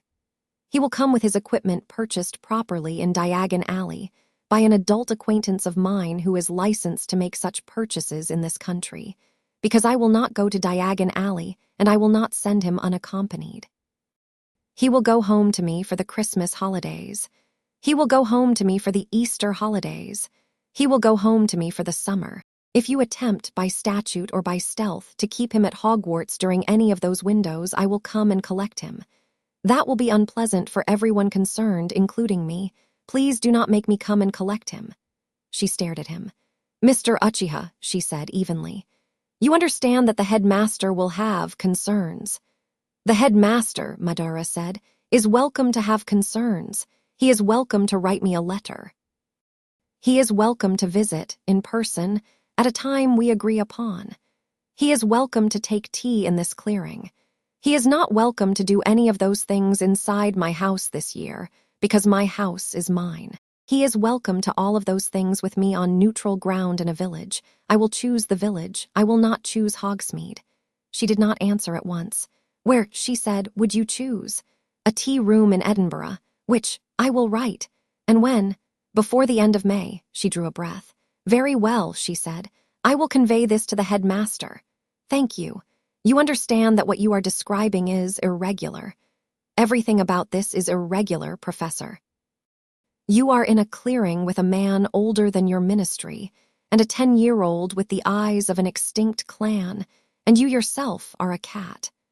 Let us not pretend that any of this could be regular." She surprised him then. She laughed. It was a short laugh. It was a surprised laugh. It was the laugh of a woman who did not laugh often and who had not meant to laugh at all, and who had been caught by something so true, so dryly said, that the laugh had happened before her dignity could reach it. "Very well, Mr. Uchiha," she said dryly when the laugh had gone. "You have made, I believe, your case." "I have. I shall return in, let us say, 6 weeks with the headmaster if he accepts your terms." "He will accept them. How do you know?" "Because he has been waiting for 10 years to meet me." She tilted her head. "And have you," she said slowly, "been waiting to meet him?" "For a shorter time," Madara said. 8! She took her leave with more grace than she had arrived with. Harry saw her to the edge of the wards. He did not, at the gate, offer his hand. He offered instead a bow, a short, correct bow of the kind Madara had taught him, which was not a Western bow, which went only to the shoulder, but which was nonetheless, unmistakably, a gesture of respect. She paused and returned it, a small bend of her own from the waist, an English curtsy stripped of frippery, and then she stepped through the gate and was gone. Harry watched her go. Then he turned back and walked to the clearing and sat down next to Madara on the stone, and did not, for a long time, speak. "Sensei." "Yes." "Were you nervous?" "Yes." "You did not show it." "Number, that is not because I was not nervous. That is because the showing of nerves in a negotiation with a woman who has been a teacher for 50 years is a gift to the woman, and I did not propose to give her gifts this morning. Have I been negotiated over?" "Briefly." "And not, I think, unkindly." Harry considered this. "She is a good woman." "Yes. She is not my ally. Number, not yet, perhaps never. It is possible to like someone who is not your ally. It is important, in fact, to be able to. It will be one of the skills you most need at this school." "Yes, Sensei." "Come, we have a month to prepare. We have correspondence to write. We have books to acquire. We have an adult acquaintance to contact, because I was not lying to Professor McGonagall about that. I am going to send someone with you to Diagon Alley, and you are not going to like him, because I do not like him, but he is the only living creature in this country who owes me a debt, and I intend to call it in." "Who is he?" Madara smiled very slightly. "Peter Pettigrew," he said. "You will find him very attentive. 200 miles to the south, in the headmaster's office at Hogwarts, Minerva McGonagall sat down in the chair opposite Albus Dumbledore's desk and placed, on the desk, a single sheet of paper. "The child is alive," she said. "The child is well. The child is remarkable." Dumbledore's eyes rested on her face. "Remarkable in what way?" "He has the Sharingan." There was a long silence. Dumbledore did not react overtly. His fingers, however, touched his own beard, briefly, a habit she had seen across 40 years, perhaps 7 or 8 times, always at moments when he had just placed a word he did not already own in his vocabulary. "The Sharingan," he said. "Yes, Albus. 3 Tomo in the left, 2 in the right. Calm, controlled, opened, I am sure, for my benefit. And the teacher. He calls himself Madara Uchiha. He is not a wizard. He is not a squib. He is I do not know what he is, Albus, and I will tell you frankly, I do not think we are going to know what he is until he permits us to know. Is he dangerous? Yes. To the boy. No, she said, and then more quietly, I do not think so. I watched the boy look at him. The boy trusts him. Not the trust of fear, the trust of a son for a father. I was prepared, Albus, to find a case of indoctrination, and I am not certain I did. Dumbledore closed his eyes for a moment. When he opened them again, they were, as they had been for the 10 years since the night at Godric's Hollow, tired in a way that was new. And does he know, he said, about the other matter? The Horcrux? Yes. He knows something, McGonagall said carefully. He said to me today that when they meet us it will not be the first time the boy and I meet. He said that he had, in effect, been preparing the boy for wizards for 10 years. He did not mention anything specific. But the scar on the boy's forehead, Albus, the scar has a mark on it. A thin black mark. Like a stitch that was made with something that is not thread. I do not know what that is, but I know it is deliberate. I know it is his. I know he put it there or something like it when the boy was small. Dumbledore was very still. He is holding the thing. Holding it? Yes, the scar, that is what the mark is. He is holding whatever is in there. He has held it perhaps since the beginning. Is that possible? I had not, said Dumbledore softly, believed it was. I had for 10 years been prepared to find on the boy's forehead a wound that was feeding a sleeping piece of Tom. If I am reading you correctly, Minerva, I am about to meet a man who has already begun to do what I did not know how to do myself. He stood. He walked to the window. He looked out over the grounds. A tea room in Edinburgh, he said after a while. That is what he said. I will go. Of course. Minerva. Yes, thank you, you have done very well. It was, she said, and her voice had, for once, a note in it she did not bother to disguise, not terribly difficult, Albus. The boy did most of the work himself. Dumbledore did not answer. He kept looking out of the window. The spring light was on the lawns. An owl was turning in the distance over the edge of the forest. He watched it turn. 3 Tomo and 2, he said softly to no one. At 10 years old, Great Merlin, what have we done? Nothing, said Minerva behind him. That, Albus, appears to be exactly the problem. The tea room in Edinburgh was called the Copper Spoon.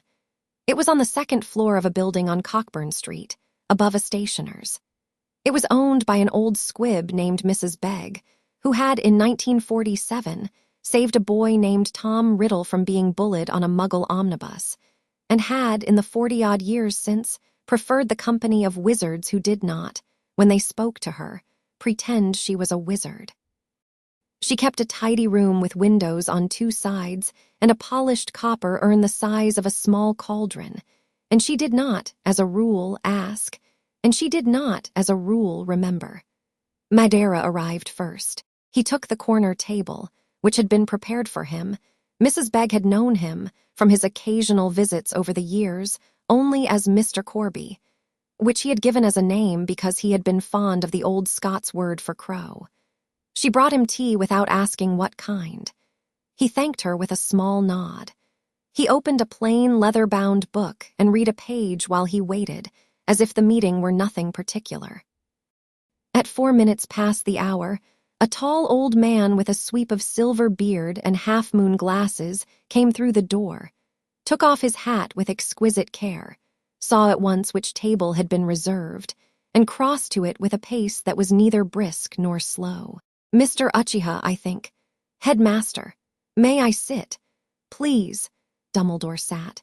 His hands rested for a moment on the edge of the table, and he regarded Madara over the top of his glasses with an expression of mild, deep, utterly attentive interest, as if he had waited 10 years for a very particular book and the book had just now opened itself in front of him. I shall not waste time, Dumbledore said softly, on the ceremony of introductions. I am Albus Dumbledore. You know who I am. You are Madara Uchiha. I confess I am not yet sure in any detail who that is. I will listen to whatever you wish to tell me.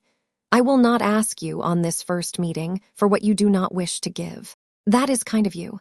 It is practical of me. I have learned over a long life that pressing a man for information is a fine way of hearing lies. I would rather hear from you the things you wish to say and to assemble from those the shape of the things you have not. I thought you might. How is the boy? Well, happy, most days.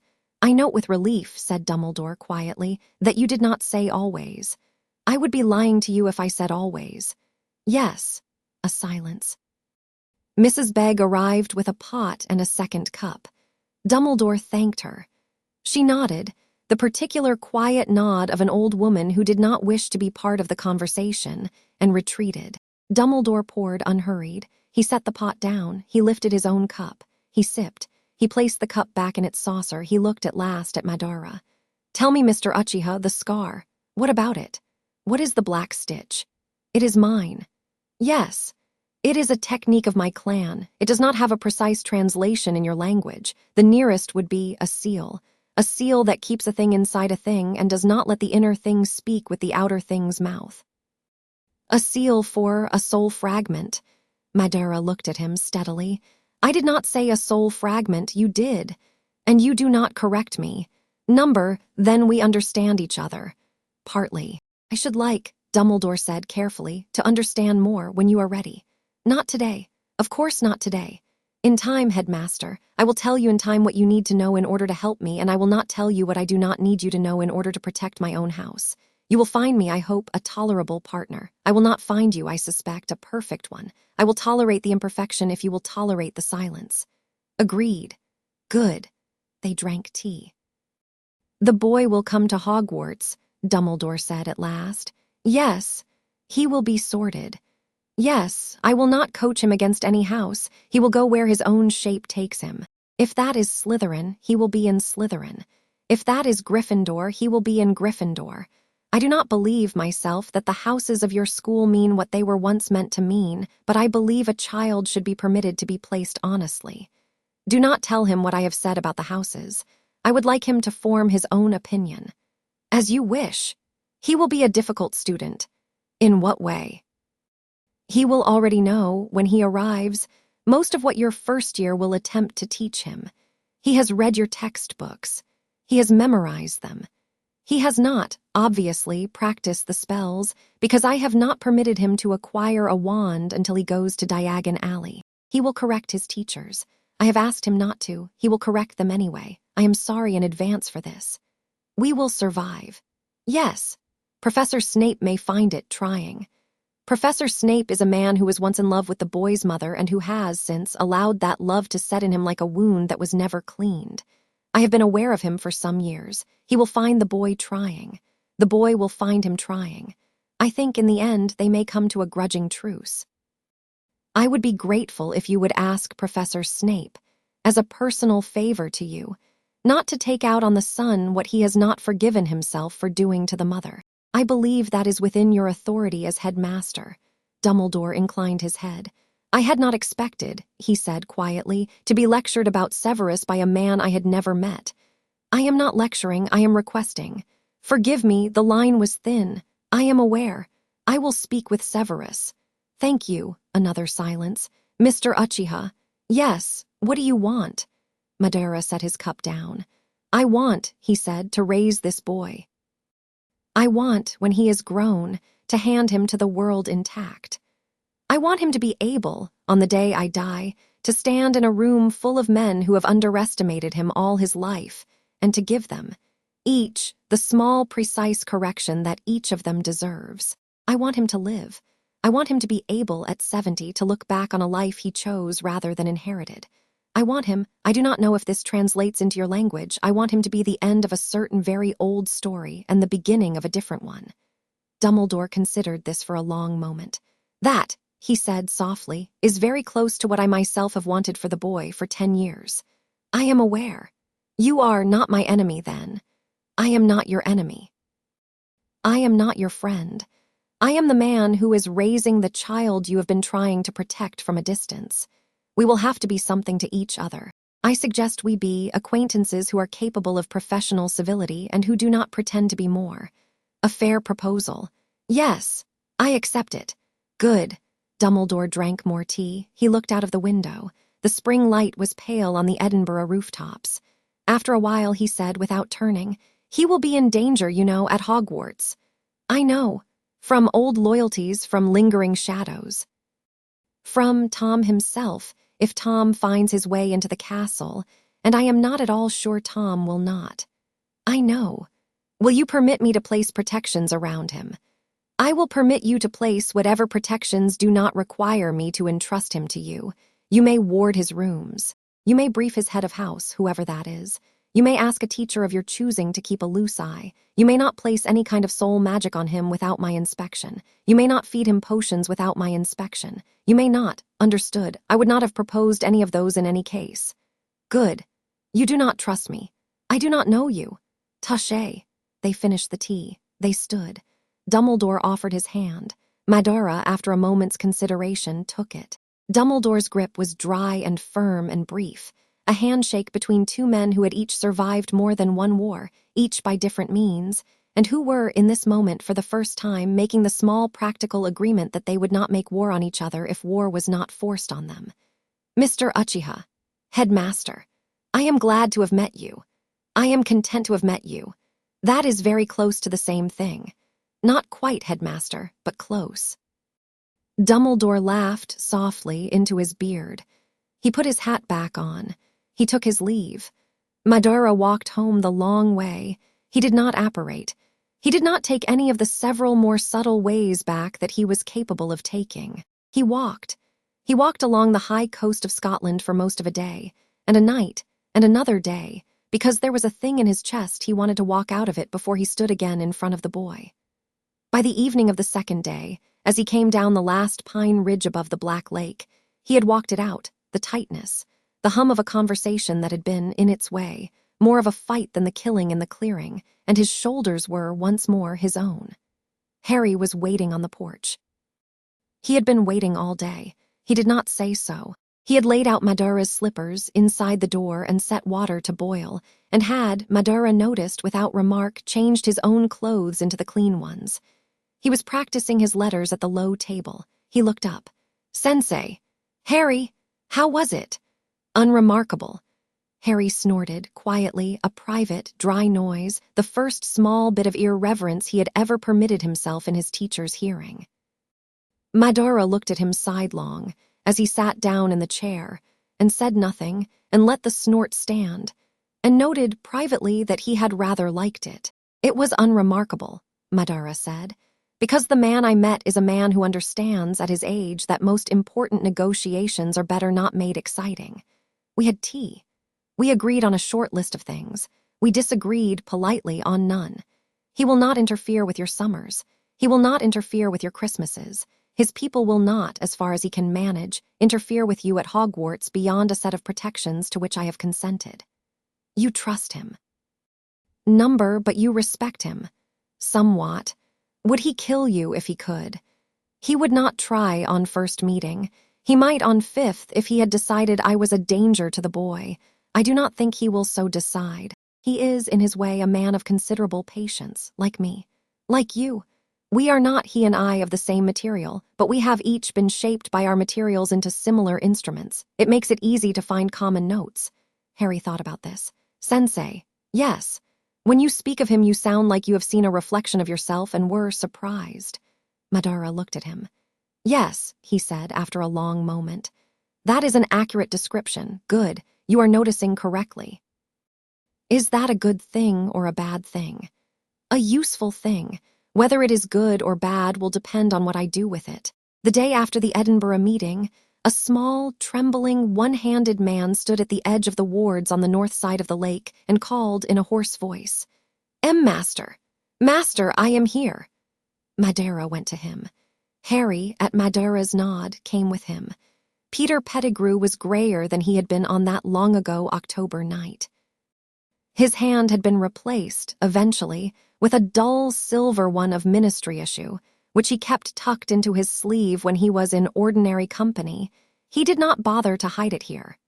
He was thinner. His eyes were, for most purposes, the eyes of a nervous small man who had not slept well in 10 years and who had learned in that decade to wear his nervousness like a coat. He bowed to Madara low the whole way, the way a man bowed to an emperor in an old story. "Stand up, Pettigrew, look at the boy." Peter looked up. He saw Harry. His small mouth moved for a second in a shape that was not fully under his control. "Gee, good Lord," he whispered. You look like them, sir. You look like both of them at once." "Thank you," Harry said politely. He did not like this man. He had not needed to see the man to not like him. He had inferred from Madara's descriptions over the years that this was a broken thing that was occasionally useful, and he adjusted his expectations accordingly. "Peter," Madara said, "you will take the boy to Diagon Alley next Tuesday.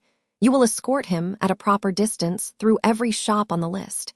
You will not speak to him unless he speaks to you. You will not introduce him to anyone. You will not buy him anything from a person he has not himself chosen to approach.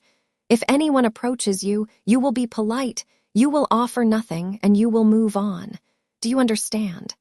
"Why, yes, master." "You will ensure in particular that the wand he chooses is not a wand that chooses him because it remembers him. Do you understand what I mean? A prior wand. A wand that knew his parents' line." "Yes, master." "Good. If Mr. Ollivander offers such a wand, you will instruct the boy, aloud in front of Ollivander, that Mr. Uchiha prefers his ward to choose a wand that does not have prior acquaintance with his family. You will be unapologetic. You will not explain." "Why, yes, master." And Peter, "Yes, master. If you are tempted, at any moment that day, to betray the boy to anyone for any reason, I wish you to consider in detail what I did to you in 1981, and to consider also that what I did to you in 1981 was the kind thing." Peter's face, which had been drained before, drained further. "Yes, master." "Go home, Peter. Rest. Eat. We meet at the Leaky Cauldron next Tuesday at 10 in the morning. Peter, bowing, backed out of the clearing. He did not turn his back on Madara until he was out of the wards. Then he turned and fled at a pace his injured hand made lopsided. Harry watched him go. "He is afraid of you." "Yes. How afraid?" "Completely." "Good. Very small word in your mouth, Harry." "Yes, sensei." Madara looked down at him. He considered the small, upright boy, with the Sharingan running at its steady 3 and 2, and the clean set of his shoulders, and the quiet anger he had not yet quite spent on Peter Pettigrew, and he thought, not for the first time, about the care with which one sharpened a blade, and about the difference between a sharp blade and a cruel one. "Harry." "Yes, sensei." "We are going to talk this week about the word good." "Yes, sensei. Not tonight, not yet, but soon. It is a word that can go wrong in a young mouth. I will help you put it where it belongs." "Yes, sensei." He did not say thank you. He did not need to. Madara's hand came down once on the back of his head, in the small, rare gesture of approval Harry had spent 10 years learning the weight of, and the hand was warm. Behind them, on the gate post, the crow watched Peter Pettigrew disappear into the pines, and its one red eye did not blink. Chapter 3 end. Chapter 4. Down the alley the Leaky Cauldron smelled, on Harry's first morning in it, of old beer, old wood, and older smoke. It was a smell he did not immediately like, and did not immediately hate. He filed it, in the small private catalogue Madara had taught him to keep, under things to be decided about later. Peter Pettigrew was at the bar. He looked at 10 in the morning like a man who had been at the bar considerably longer than 10 minutes, which Harry suspected was nerves rather than drink. Peter stood up when he saw them. He did not smile. Master, young master." "Peter." I have a table, sir, in the corner. I thought perhaps. We will not sit. We are passing through. The boy will go with you now. I will meet you both here at 5 in the afternoon. Is the day's plan still as we discussed?" "Yes, master." "Bank first, trunk, robes, cauldron and files, books, apothecary, wand last. And if at any point you are uncertain, I step outside, I do nothing, I wait for the boy." "Good." Madara turned then to Harry, and actually knelt on one knee, in the middle of a pub floor that had seen many unusual things, but not, perhaps, a kneeling Uchiha, so that his eyes were level with Harry's. "Today," he said softly, "is a day I cannot come with you. I am sorry. If I walk through that archway, I will undo in 5 minutes 10 years of not being seen. You will go without me. You will see, for the first time, the world your mother and father came from. You will remember when it impresses you that it also killed them. You will remember when it frightens you that it also made them. You will hold both of those at once. Yes, Sensei. You will not make a scene. You will also not flinch if a scene is made. You will buy what is on the list and nothing more. You will, and this is important, not select a wand that chooses you because of what is in your blood. If Mr. Ollivander puts such a wand in your hand and it speaks to you, put it down and ask for another. Yes, Sensei. And Harry. Yes, Sensei. You are 11 years old. You have been trained by me for 10. You are not 11 like other 11-year-olds. But today, here, I would like you to try, if you can, to let a little of an ordinary 11-year-old into your day. Look at things. Buy an ice cream if there is an ice cream stand. Be cheated at a stall if a stall cheats you, and learn not to go back to that stall. It is permissible today to be a boy. I will not be disappointed. Harry blinked. He had not expected this. Yes, Sensei. Madara's hand rested briefly on the crown of Harry's head. Then he stood. He nodded once at Peter. He walked, unhurried, out of the leaky cauldron and into Charing Cross Road. Nobody in the leaky cauldron looked up to watch him go, because Peter had chosen the hour deliberately. And the men in the pub at 10 in the morning were the particular sort of men who had learned, over long careers, not to notice people who did not wish to be noticed. All right, young master, Peter said in a whisper. This way, please, through the back if you'd. Do not call me young master in front of other people, Peter. Call me Mr. Potter. Why, yes, Mr. Potter. And stop shaking. Why, yes, Mr. Potter. Harry could not, in fact, stop him shaking. Peter had been shaking intermittently for 10 years, and he would be shaking intermittently for the rest of his short, difficult life. But Peter, obediently, applied himself to lowering the amplitude, and they went through the back door of the leaky cauldron into the small, walled courtyard. And Peter, with his silver hand held awkwardly out of the way, tapped the bricks in the order he had been tapping them since he was 13, and the wall opened. Harry stopped. He had read in his books about Diagon Alley. He had seen, in one of the pictures in the school's prospectus, a small painted impression of a crooked cobbled street. He had not been prepared for what a crooked cobbled street looked like when it was real. The way it twisted, the way every shop spilled out onto the stone, the way the crowd of witches and wizards flowed around the shop fronts like a river around boulders, the way the colors of robes, of awnings, of the fat cauldrons stacked outside the cauldron shop, shouted at each other without any attempt at restraint. A dragon the size of a kitten was being chased, laughing, by two boys of his own age at the far end of the street. A woman in bottle green robes was loudly arguing with a wizard in yellow about the price of a bag of oats that an owl, beside her, was pointedly ignoring. Harry was not, in this moment, a trained Uchiha. He was a boy of 11 who had lived for 10 years at the edge of a black lake. Oh, he said. Peter, beside him, smiled for the first time that day. It was a small, apologetic, genuine smile.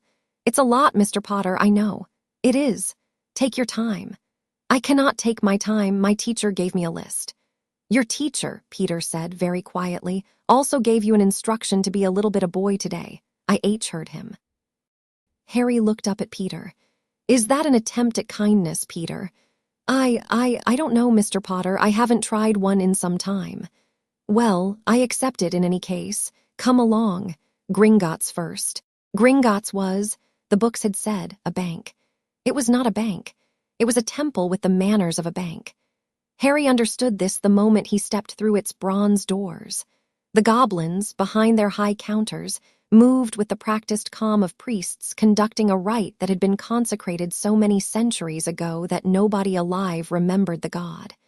They did not look at customers unless the customers addressed them. They did not speak unless spoken to. They wrote in ledgers the size of tombstones with quills older than most wizarding families.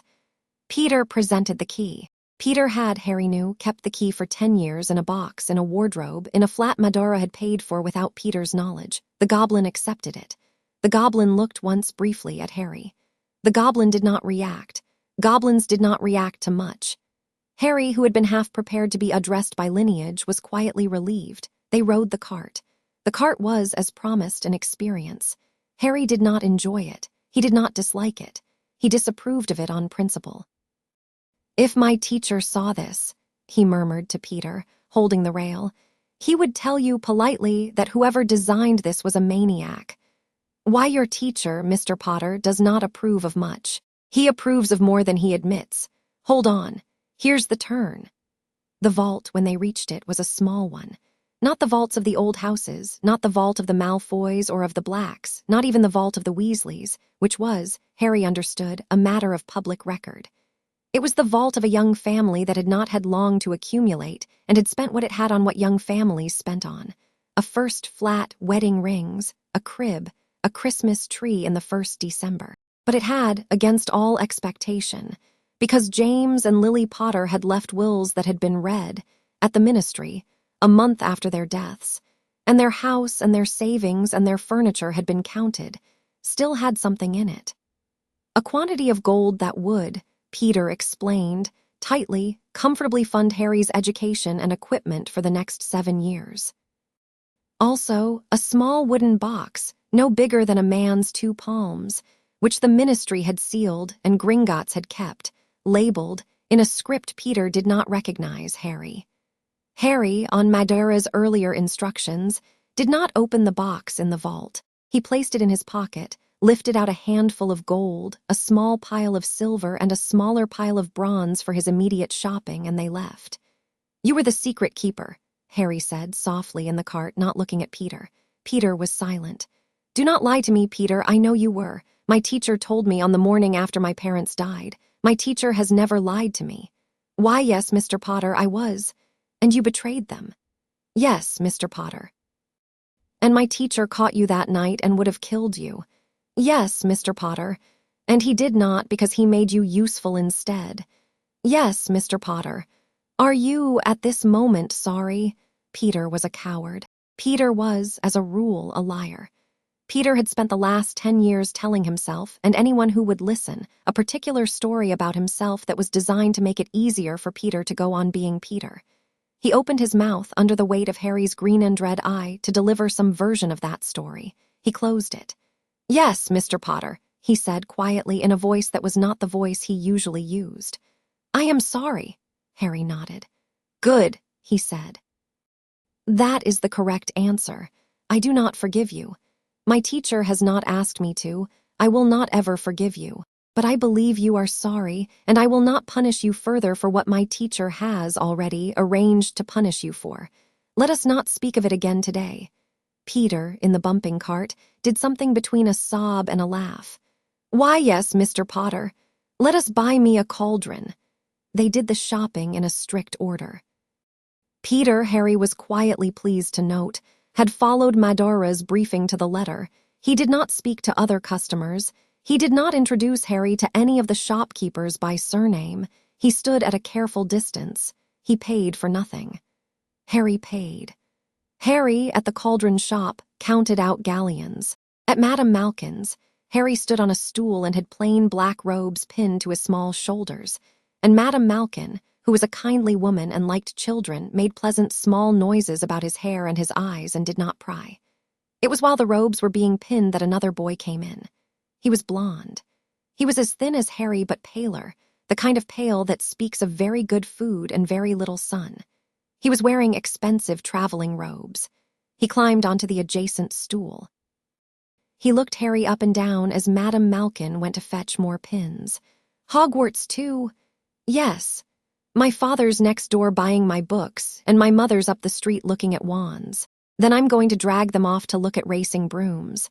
I don't see why first years can't have their own. I think I'll bully father into getting me one and I'll smuggle it in somehow." Harry, who had been trained to observe before speaking, observed. The boy's face, when he spoke of bullying his father, was almost affectionate. Whatever his father was, the boy was not afraid of him. Whatever his father was, the boy also had, in his voice, the small, unmistakable catch of a child who had been told no, recently, and who was still working out how to live in a world in which he had been told the accent was careful. The sentences were lightly rehearsed. The manners were the kind that had been drilled early by a tutor who had been paid a great deal to drill them. "Have you got your own broom?" the boy asked. "Number play Quidditch at all?" "Number, I do. Father says it's a crime if I'm not picked to play for my house, and I must say I agree. Know what house you'll be in yet?" "Number, do you?" "Well, no one really knows until they get there, do they? But I know I'll be in Slytherin. All my family have been. Imagine being in Hufflepuff. I think I'd leave." "Wouldn't you?" Harry thought about this. "I think," he said evenly, "I would stay. And I would try to be the best student Hufflepuff had seen in a long time. I think that would be an interesting problem." The boy blinked. An interesting problem," he repeated. "Yes. You're strange. I am told so sometimes. I'm Malfoy, Draco Malfoy." Harry had been expecting this. He did not react. He had at 8 listened to his teacher describe Lucius Malfoy in the cold, clean, methodical way Madara had described all his enemies. He had, at 9, watched Madara sit him down on the porch and draw on a piece of paper the 4 main Death Eater houses he would meet. Malfoy had been on that paper the top right corner. Vain, Madara had said in his small, careful hand. Useful to himself. Cruel when profitable, not cruel otherwise. Father is worse in quieter ways. The boy, if he is like his father, can be managed. Do not make an enemy of him on the first day unless you are prepared to make an enemy of the father on the second. Harry looked at Draco Malfoy. He smiled. It was not a warm smile, but it was not cold either. It was neutral, small, correct, the smile a boy might give another boy who had introduced himself. "I am Potter," he said. Draco Malfoy's smile slid, for a second, off his face. It came back, but it was a different smile. It was a smile that had taken a breath first before deploying. "Potter," Draco said carefully. "Harry Potter." "Yes." Draco said, then more slowly as he reassembled his world. "Well, that's interesting." "Yes. I hadn't heard you'd be shopping today. You are hearing it now." "I am." Harry's eye, which had been sitting quietly at 2 Tomo for the morning, did not bloom. His sensei had told him not to bloom in front of Malfoy's. He had agreed. His left eye was, at this moment, as far as Draco Malfoy could see, an ordinary green eye, though a watchful one. He regarded the other boy. "Draco, yes. I understand that our families have not been on the same side in certain recent wars." Draco was, for the first time in his life, uncertain what to say. He had been prepared by his father over many years to meet Harry Potter, the boy who lived, the cudgel of the light, as a savage, a brute, a moron, or a fanatic. He had not been prepared to meet a thoughtful 11-year-old who was already, with what sounded like politeness, calling him Draco. We haven't," Draco said. "Number and I do not propose to decide on this morning which side of those wars you are on. I do not know. I am not sure you know. We are both, I think, 11. It is too early for either of us to commit to a war we did not fight." Draco stared at him. "That is a very adult thing to say." "Thank you. Father would be furious." "Probably. Are you going to tell him?" "Number, good, I was hoping you would not. I do not wish to make an enemy of your father. I also do not wish today to pretend to be his friend. Shall we do the thing that is probably the worst for both of us in the long run and simply be civilly undecided about each other for now?" A long silence. Madame Malkin, somewhere behind them, was pinning. "That's a treaty," Draco said slowly. "It is a truce. For how long?" "As long as neither of us breaks it." Draco considered him for a long time. Then, slowly, the expression on his face, which had been curling into something calculating, relaxed. He was, it turned out, a boy underneath, and the boy had wanted, underneath the calculation, to like the person sitting next to him. The boy had, in fact, been considerably lonely. "All right," Draco said. "Truce, Potter." "Truce, Malfoy." Madame Malkin, who had heard more than enough of what she had decided to pretend she had not heard, came back with the pins. Lucius Malfoy was waiting outside. Harry saw him before Lucius saw Harry. Harry's eye, quietly, had been doing its small, honest work. And the moment Harry stepped out into the alley with his new robes over his arm, the Sharingan, which was closed, but which never quite went fully dormant, told him without words that the tall man in the black coat at the edge of the next shop had been standing there, unmoving, for 4 minutes, and that every person who had passed him had given him a wider berth than the crowd required, and that his eyes, even at this distance, were the eyes of a man who was, at that moment, looking for something. Harry did not speed up. He did not slow down. He walked with Peter a proper 3 paces behind to the door of the bookshop. At the door, Lucius Malfoy's eyes found him. Harry, who had been taught that one does not greet a watcher but one also does not avoid him, met his gaze briefly, as one passes any stranger's gaze on a crowded street, and continued into the shop. He did not smile. He did not frown. He did not in any way flinch. The eye contact was 2 seconds long at most. He went through the door. Behind him, Lucius Malfoy, who was not a stupid man, and who had been watching for a boy with a lightning scar since the boy was 2, did not move at first. He stood. He looked at the door. He looked, after a moment, at Peter Pettigrew, following the boy into the shop, and a small, thoughtful line appeared between his brows. He had not known Peter was in this country. He had been told by various reliable sources over the years that Peter Pettigrew was dead. He entered the shop a minute later with Draco at his shoulder. Draco, who had apparently decided that Harry's truce held both ways, gave Harry a small, deliberately unreadable nod. Harry returned it. "Father," Draco said, "I'd like to get this one as well as the required list." "Really? Curses and counter-curses by Vindictus Viridian." Lucius's mouth curved a millimeter. "Ambitious. You said I should be, Father." "I did." Lucius's eyes, while he spoke to his son, had not left Harry. Harry, who was examining a display of new editions, could feel them on the back of his neck without turning. He allowed himself a very small smile internally which did not reach his face. He did not turn. He let Lucius look. After 2 minutes, Lucius Malfoy, with the particular care of a hunter choosing not to reveal that he had seen, stepped around the shelf and stood opposite Harry, across the table of books. He was half a head taller than any other man in the shop. His hair was long and nearly white.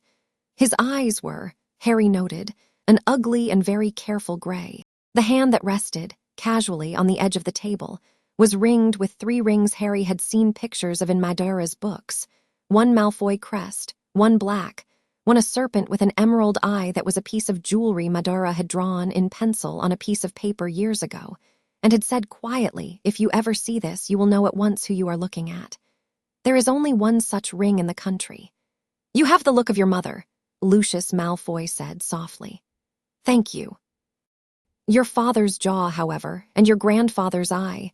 You knew my grandfather." "I did, slightly. He was a decent man. I did not always agree with him." "I imagine not." Lucius's mouth twitched. It was not quite a smile. "I am Lucius Malfoy." "Yes. You have heard of me." "Yes. From whom?" Harry looked up from the book he had been not reading. He met Lucius's careful gray eye. He did not, in this moment, open the Sharingan. He did not need to. His ordinary green eye, held very steadily, said as much as any Uchiha eye in the world had ever said. "From everyone, Mr. Malfoy," he said politely. "Everyone has heard of you." Lucius Malfoy was silent. Then, very slowly, he smiled with his mouth, not his eyes, and inclined his head a degree and a half. "A pleasure, Mr. Potter," he said. "We must, sometime, have tea. I have a guardian who makes my tea invitations. You will need to address them to him. And his name. He prefers that people who address him know his name before they ask for it." Lucius's smile thinned.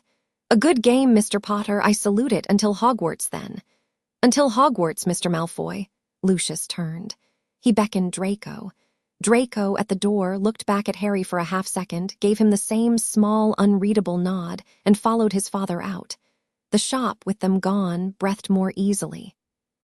Peter, behind Harry, was, Harry noted, clutching a book with a hand that had gone bone-pale. "Peter," Harry said quietly. "Why, yes, Mr. Potter. We will not speak of that encounter until we are at the lake." "No, Mr. Potter. Pick 3 books you think I would like. I need to stop shaking, and choosing books will help." "Yes, Mr. Potter." Peter chose 3. Harry bought them along with the required list. They left. Ollivander's was last. Ollivander's was a small, dusty shop, narrow-fronted, with a single wand in the window on a faded purple cushion. The doorbell, when Harry pushed it open, gave a single soft chime, an honest chime, Harry thought, not a showpiece. The shop was empty.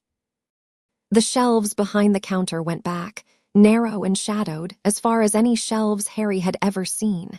The air smelled of very old wood and faintly of ozone. "Mr. Potter!" Harry did not jump. He had been taught long ago not to jump. He turned. Mr. Ollivander was standing by a shelf where a second before he had not been standing. He was old. He was small. His eyes were pale, silver, and had the particular bright sharpness of a man who had made his living, all his life, looking at very fine things very closely. "I had wondered," he said softly, "when I would see you." "Good afternoon, Mr. Ollivander." "Good afternoon." Ollivander's eyes moved, briefly, over Harry's face and lingered for a second on the scar. "I sold your father his first wand, you know, mahogany, 11 inches, pliable, a very good wand for transfiguration, which he was, and your mother, Willow, 10 1/4, swishy, a good wand for charm work, she favored charms. So I have been told. Would you like one like your father's?" The pale eyes sharpened. "No. My guardian has asked that if a wand chooses me because it remembers someone in my family, I decline it. He has asked this firmly. I am following his instruction." Ollivander regarded him for a long moment. "A careful guardian. Very. I have heard of some of your guardian's caution, Mr. Potter, second-hand." "I do not know his name. I confess I am not usually the sort of man to whom second-hand information circulates. It would appear I am this afternoon." "I am sorry for that, Mr. Ollivander." "Are you?" Harry considered. "Somewhat," he said. "I do not like unsettling old men. I do not intend, however, to apologize for any of my guardian's requests." Ollivander smiled. It was a small, dry, genuine smile. "Very well, Mr. Potter, let us see what wand does not know you." He brought out a box. Harry lifted the wand, held it, waved it, nothing happened. Ollivander took it back before Harry had fully finished the wave. Another. Another. Ollivander's stack of tried boxes grew. The afternoon light, coming slantwise through the dusty window, began to go golden at the edges. Peter, in the corner, watched with a faintly dazed expression. "Holly," Ollivander murmured after a long while, reaching for a particular box on a particular shelf. "And Phoenix." "No," Harry said. Ollivander paused. "I beg your pardon, Mr. Potter." "Not that one, please." Ollivander, who had been reaching on instinct, stopped. His hand, which had closed on the box, relaxed. He looked at Harry. He looked at Harry for a long time. "That one," he said slowly, "is the one I have been keeping for you, for a very long time. Since the year you were born. I had thought—" "I know what you had thought, Mr. Ollivander. My guardian has told me about that wand. It is a wand that remembers. It remembers something it should not be asked to remember again. Please put it back." Ollivander put it back. "And what, Mr. Potter, would you like instead?" "I would like a wand that has no story to do with me yet. I would like to write its story with it. Do you have such a wand?" "All wands have stories, Mr. Potter." "I understand. I would like a wand whose story has nothing to do with my family, my scar, my reputation. A quiet wand. A wand that has not been waiting for anyone in particular." Ollivander considered. Then, without speaking, he turned and walked the long aisle to the back of the shop. He was gone a full minute. He came back with a single box. It was dustier than the others. The label was fading. "Blackthorn," he said softly. 13 inches. Dragon heartstring from a Hebridean black shed many years ago, unyielding. I have not sold a blackthorn wand in 17 years. They are difficult. They demand a warrior, not in the vulgar sense, but in the old sense. A wand that has passed through difficulty stands by a wizard who has. He offered the box. Harry took the wand. It was heavier than the others. It was cool under his palm. He did not wave it. He held it, simply, at his side, the way Madara held a weapon when he was considering whether to pick it up. The wand was quiet. Then, not in his hand but in his chest, somewhere behind his ribs, something that had been asleep for 11 years opened one slow eye and looked at him, and accepted him, and went back to sleep. "Yes," Harry said. Ollivander's own pale eyes had narrowed, not in displeasure, but in the very focused attention of a man who had just watched a very fine thing happen in his shop. "Curious," he said. "I felt that." I did too. You will treat her well, Mr. Potter. I will treat him well, Mr. Ollivander. The wand feels masculine to me. I am sorry if I have assumed incorrectly. Ollivander's smile, this time, reached his eyes. I do not know, Mr. Potter. Wands have their own opinions. 7 galleons, please. Harry paid. He took the box. He bowed very slightly because it seemed the right thing to do, and Ollivander, amused and touched and quietly unsettled, returned the bow by a fraction of an inch, and Harry walked out of the shop with Peter at his heels and a blackthorn wand under his arm. They were back at the leaky cauldron at 5. Madara was at the corner table, reading the same book he had been reading in the morning. He did not look up until Harry sat down across from him. Well, Madara said, I met Lucius Malfoy. Ah, also Draco. I made a truce with Draco. I did not make a truce with Lucius. I did, however, give Lucius the impression, politely, that he would not find it easy to make a quick enemy of me. I think that will cost us later. I think, for now, it was the right price. Madara put his book down. Show me the wand. Harry took the wand out. He held it horizontally on both palms, the way Madara had taught him to hold any bladed thing when presenting it to a master. Madara did not touch it. He looked at it. His eyes, briefly and only briefly, opened. Blackthorn. Dragon heart. Yes, Sensei, that is an unusual wand. It did not know me, it does now. Madara closed his Sharingan. He inclined his head half an inch. It was, from him, a standing ovation. Good, he said. A very good wand. Put it away, we will go home. Yes, Sensei. Peter stood up at the bar when they rose. Madara nodded to him. Peter bowed, small, and did not follow. On the pavement of Charing Cross Road, as they walked to the corner from which Madara intended to open their way back north, Harry said, Sensei. Yes. There was a small wooden box in my parents' vault. The goblins kept it for me. It has my name on it. It is here. He touched his pocket. I did not open it. I thought I would like to open it at home. Madara was silent for a long moment. Yes, he said. That is the right place to open it. Later, this week, when we have time to sit together and do nothing else but look at what is in it. Yes, Sensei. You are very tired. Yes, Sensei. You did well. Thank you, Sensei. That is also the last time today you will say thank you. We have earned quiet. Yes, Sensei. And they walked in silence to the corner. And there, without anyone on the crowded London pavement noticing, a tall man with long black hair and a smaller boy with a blackthorn wand in his bag and a wooden box in his pocket stepped through a fold in the air that had not been there a moment before and were gone. Back in the leaky cauldron, 10 minutes later, Lucius Malfoy sat down at a table in the corner opposite the one he had half an hour ago seen a boy vacate and ordered a whiskey neat with no water. He drank it slowly. His eyes, throughout, did not leave the door through which the boy had left. Peter Pettigrew, he said to the table. Peter Pettigrew is in the employ of a very careful man, and a very careful man is raising Harry Potter. He set the empty glass down. I do not, he murmured, like this. He paid, he rose, he left. He did not go home. He went instead to the small, shabby flat over the butcher's in Nocturne Alley, where he kept on retainer a man who did not use the name Rookwood anymore. He knocked. The door opened a crack. Lucius. Augustus, I would like an assessment, in person, before the 1st of September. Of what? Of the boy. Which boy? The boy who walked out of my own bookshop this afternoon looking me in the eye as if he had been waiting for 10 years to look me in the eye. A long pause. Come in, Lucius, Rookwood said finally. I was going to suggest the same thing. The wooden box was opened 2 nights later.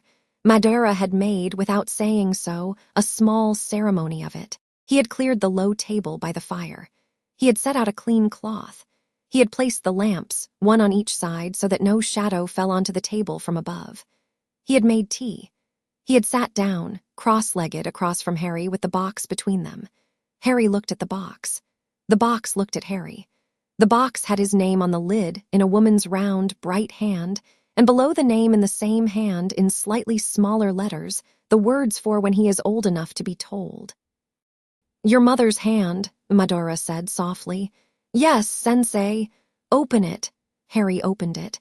Inside the box were 3 things. The first was a photograph.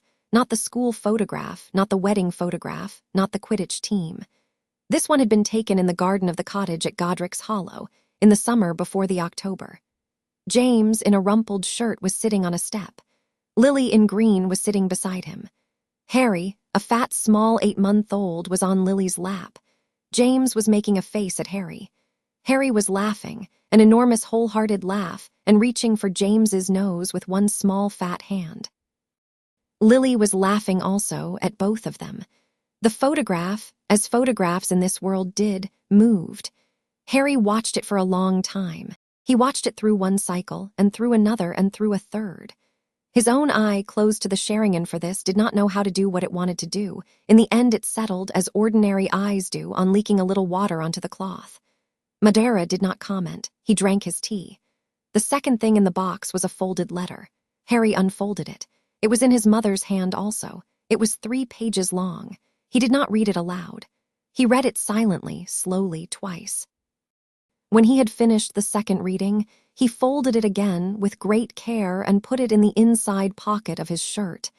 He did not show it to Madara. Madara did not ask. "May I ask later?" what she said. "Yes, Sensei, not tonight. Not tonight." The third thing was small and wrapped in a square of red silk. Harry unwrapped it. It was a plain silver ring, thin, sized for a man. Inside the band, in letters almost too small to read, had been engraved a single word, Lily. On the outside of the band there was only a thin line of silver, unornamented. "Your father's wedding ring," Madara said softly. "Yes, Sensei, I think so." He took it off before they went upstairs, on the night. He must have. It was not on the body. It was with her. Yes. Harry held it for a long time. It was cold on his palm. It was too big for any of his fingers. "I will wear it," he said at last, "when I am grown." Yes. He wrapped it again in the silk and put it back in the box and closed the lid and placed his hand on the lid for a long moment, the way he had been taught to close a scroll.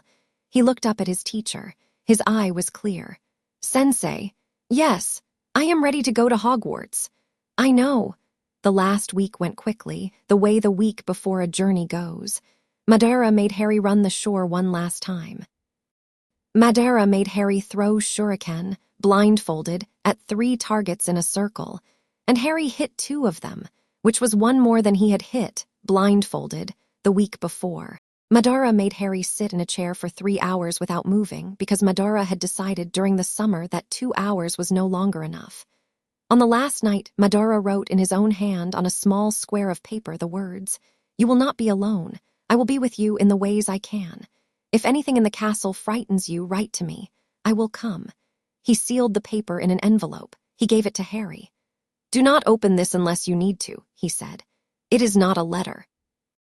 It is a seal. When you break it, a message goes to me, instantly, and I come as fast as a man of my skills can come. I will not ask you why you broke it.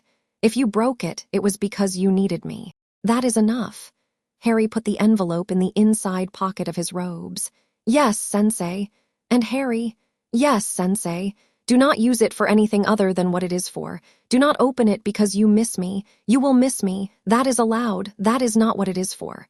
"Yes, Sensei. Go to bed." Harry went to bed. He did not sleep for a long time. He lay in the dark, in the room he had lived in since he was 1, in a bed slightly too short for him now. And he listened to the ordinary noises of the house, the settling of the beams, the small scratch of the crow on the lintel, the low music of the lake under the wind, and he thought about platforms and trains, and the faces he would meet, and the face he would see every morning in his mirror, and about his mother's hand on the lid of a wooden box 11 years ago, writing for when he is old enough. He thought he was old enough. He fell asleep around 2. King's Cross, on the morning of the 1st of September, was very loud. Madara did not walk onto the platform with him. Madara did not, in fact, walk into the station building at all.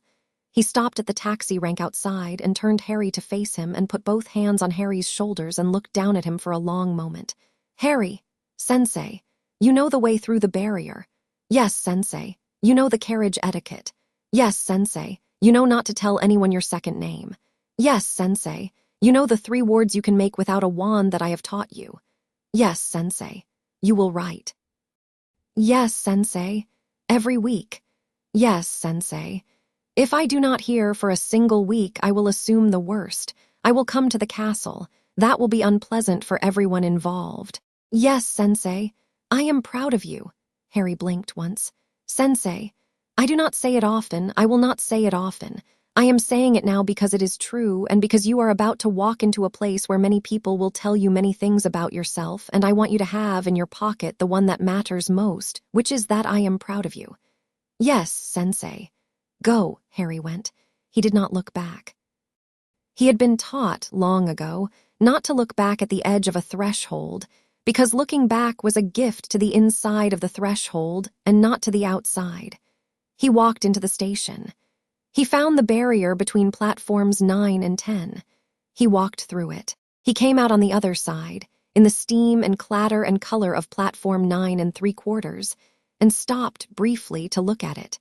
A scarlet train, a brass whistle, a crowd of parents weeping on their children, a crowd of children pretending, with minor success, not to weep on themselves. He let himself look. He let himself, as Madara had said, be a little an ordinary boy for a moment. Then he walked to the train, and he found an empty compartment in the second carriage, and he sat down by the window, and he set his trunk on the rack, and he placed his blackthorn wand across his knees, and he waited. Outside the station, on Euston Road, Madara Uchiha stood for a long time looking at a red phone box without seeing it, with his hands at his sides and his hair moving very slightly in the London wind. Then he turned and walked, unhurried, to the corner and stepped through a fold in the air and was gone. The crow above the station circled once and followed. Inside the compartment, Harry closed his eyes. He did not open the Sharingan. He did not reach for his wand. He did what he had been taught to do, by the one man he had ever trusted without condition, when a new and difficult thing was about to begin. He breathed in for a count of 4, held for a count of 7, breathed out for a count of 8, and held empty for 4 more. He did it 3 times. He did it again. By the time the whistle blew, and the train shuddered under him, and the scarlet engine began to drag the whole life of his childhood away from a platform he had never before stood on, Harry Uchiha, Harry Potter, was very nearly as cold as the place he was in, which was the beginning of everything. He opened his eyes. He was, as far as any child can ever be ready for a castle full of strangers, ready. Chapter 4 end. Chapter 5. Serpents in Green, the Sorting Hat, when it dropped down over Harry Uchiha's eyes, was surprised. This was an unusual thing for a hat that had been sorting students since 1152 to be. The hat had sorted every kind of child that had ever existed under the northern stars. The frightened, the proud, the homesick, the angry, the broken, the brilliant, the dim, the violent, the kind. And there were, by long measurement, a finite number of shapes a first year's interior could take. The hat, as a rule, had them catalogued. Harry Uchiha's interior was not on the list. The hat felt, first, the ordinary chambers, the boyish, the curious, the grieving, the brave. And then, beneath them, a long, cool corridor it had not opened in any other child, furnished with careful black stones and lined, at intervals, with small oil lamps. And at the end of the corridor a door, and behind the door a man, sitting cross-legged with his back to the hat, saying, without turning, "I have been expecting you. Please do not go any further. The rest of this house is not for your reading." The hat, which had never before been requested to stop in any child's head, considered. Then, being, among other things, a polite hat, it stopped. My, it said inside Harry's ear. "What have we here?" "A student," Harry thought politely. "Please sort me. Where would you like to go?" "Wherever you think I fit." That is unusually noncommittal. "I was told not to argue with you. By the man in the corridor." "Yes, he is considerable. He is not your father. He is not my blood. He is my family." "I see. Well, very well. I shall sort you on your own merits, child, and not on his. You have considerable courage. You would do honor to Gryffindor. You have considerable mind. You would adorn Ravenclaw. You have considerable loyalty, though you do not yet know it, and Hufflepuff would be, for you, a softer bed than you would choose. And you have ambition, my goodness, yes, a great deal. Slytherin would. Put me where my mother would not have been put, Harry thought. You want to be in Slytherin. I want, Harry thought, to be in the house that will teach me the most. My teacher told me not to choose. I am not choosing. I am narrowing. My mother was in Gryffindor. I would like to earn Gryffindor on my own, if I were to earn it at all. I would prefer, for the first, the house that expects the least of me sentimentally. I would like a room in which every morning I have to prove I belong. The hat was silent for a long moment. You are a difficult child, Harry Potter. I have been told so by better judges of difficulty than you. The hat laughed. It was a dry, scholarly, appreciative laugh, the laugh of a hat that had not been argued with in some time and was, on the whole, in favor of it. Then I suppose, it said, it had better be Slytherin. The word rang out across the great hall. The Slytherin table, which had been waiting, cheered, a sharp, clean, controlled cheer. The kind that Slytherins gave when they were presented with what they had expected. The Gryffindor table, which had not expected this, did not cheer, but a small, angry, red-haired boy near one end stood up halfway out of his seat with an expression that could only be described as personally betrayed. Harry did not see him. Harry slipped down off the stool, gave the hat back to Professor McGonagall with a correct short bow that she received with a correct short nod, and walked, unhurried, to the Slytherin table. Draco Malfoy, who had been sorted 4 minutes earlier, and who had been watching the stool with an unusual intensity for a boy who had known, since birth, which house he would be placed in, met Harry's eye as Harry approached. He did not smile. Neither did Harry. They exchanged, instead, the small neutral nod they had agreed upon in Madame Malkin's 2 months earlier. Harry sat down beside him. "Potter," Draco murmured. "Malfoy." "You are," Draco murmured, even more quietly, "an interesting problem." "Yes. My father will find you more interesting than I do. Your father has, I think, already decided how interesting to find me." "He has." "Then we both have things to manage, Draco. Shall we manage them as we agreed?" Draco, still not smiling, nodded very slightly. "As we agreed." Further up the table, a girl of their year, black hair, dark eyes, a compact economy of movement Harry recognized from his own drills, raised her pumpkin juice in a small toast neither of her neighbors caught. Harry, who caught everything, inclined his glass an inch to hers. Her name, he would learn in a few minutes, was Daphne Greengrass. He would, over the next 7 years, come to like her. At the staff table at the far end of the hall, 3 men were, each in his own way, watching Harry. Albus Dumbledore was smiling, a small, patient smile, the smile of a man who had made a long wager some years ago and who was, with mild surprise and mild gratification, beginning to suspect that he would win. Severus Snape was not smiling. Severus Snape had not smiled, as a rule, in 10 years. His face, long, sallow, bracketed by the black hair of a man who did not consider himself obliged to wash it for the benefit of other people, was arranged, at this moment, in an expression that he himself did not have a name for. It was not hatred. It was not dislike. It was the particular unease of a man who had expected to dislike a boy on sight, the way one dislikes a bad echo, and who had, instead, found himself looking at a boy who did not feel like any of the echoes he knew. Severus, who was in private a more honest man than in public, had already begun, against his will, to wonder what he was going to do about this. The third man was Professor Quirrell, who was, at this moment, adjusting his purple turban with the nervous and slightly too frequent small adjustments of a man who was, above all other things, not comfortable in his own body. He was facing Harry. He was, in fact, facing Harry directly. The adjustment of his turban had begun. The Sharingan had told Harry without being asked, the exact moment Harry had sat down. It had not stopped. Quirrell's small, bright eyes flicked every several seconds to Harry and away, to Harry and away. Harry did not, at this feast, open his eye in the great hall. He did not need to. He noted Quirrell. He filed him. He continued with his soup. The first week at Hogwarts was, for most first years, a week of getting lost. Harry did not get lost. Harry had, at his teacher's suggestion, spent the previous summer memorizing a map of the castle that Madara had, by means Harry did not ask about, acquired some years ago. The map was an old one. It was probably of the castle as it had stood in 1902, but Madara had told him sensibly that castles do not change their bones, only their dressing, and Harry had found, walking the real corridors, that the bones were where the map had said they would be. He did not advertise this.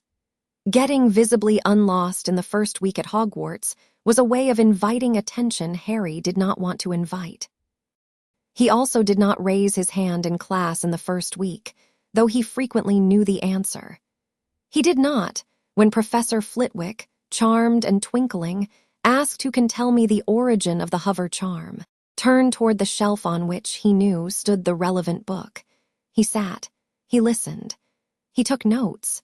He wrote in his private notebook with the careful hand Madara had drilled into him, "Observe teachers before letting them observe you."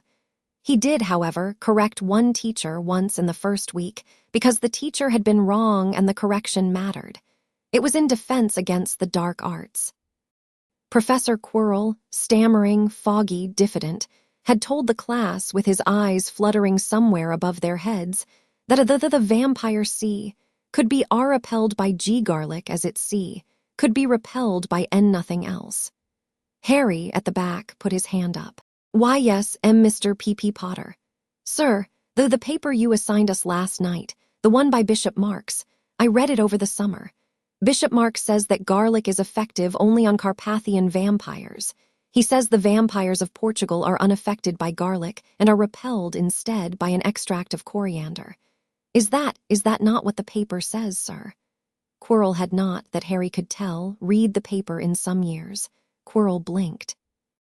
Quirrell's turban moved, not from the outside, from the inside, a fraction of an inch, as if something behind it had shifted its weight.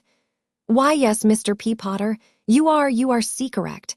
Forgive me, L. long summer." "Of course, sir." Harry sat down. He did not look smug. He did not look anything at all. He wrote in his private notebook in the same careful hand. The turban moved independently of the head. "It is alive. Sensei will want to know this. Write tonight." At the front, Quirrell, visibly flustered, moved on. At the back, behind the last row of desks, Hermione Granger, the only first year in the whole room who had also read Bishop Marks, turned to stare at Harry Uchiha with an expression that was 80% astonishment and 20% righteous indignation. The indignation, Harry suspected, was because he had beaten her to the correction. He did not smile at her. He did, however, make a small acknowledging nod, as one fencer nods to another. She, after a moment's startled pause, returned it. He filed her also in his private notebook, later under potential ally. Academically honest. Does not yet know her own courage. He wrote to Madara every Sunday. He wrote each time on a single page in his small, neat hand, in the code Madara had invented for him on his 10th birthday.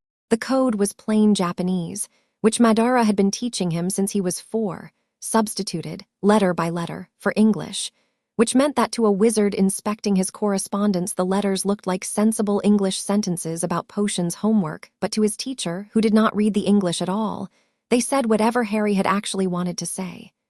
He wrote the first Sunday, "Sensei, I am in Slytherin. I am well. The food is plentiful. My roommates are Malfoy, truce holding, not sharp, watchful, not yet hostile, Crab and Goyle Muscle, rented by Malfoy, uninteresting for now, Zabini, observer, worth courting. My head of house is Professor Snape. He has not yet attempted to speak to me alone. I will report when he does. My year has 2 students of note outside Slytherin. Hermione Granger, Gryffindor, brilliant, uncalibrated. Ronald Weasley, Gryffindor, resents me personally, not usable. There are 2 things you should know. 1, Professor Quirrell is not alone inside his head. The turban on his head moved today independently during a lesson. I will investigate. 2, Professor Snape is watching me more than I am comfortable with. I have not given him cause. I will continue to give him none. If it becomes dangerous, I will use the seal. It is not yet dangerous. Your student, Harry. He sent it by the school owl because the school owl was ordinary and ordinary owls attracted no attention. He did not use a personal owl. He did not acquire one. He had decided the first morning that he would be the only first year in his house without an owl, and that this would be, by a small increment, another advantage. The reply came 3 days later in the same code. Harry. Received. Quirrell.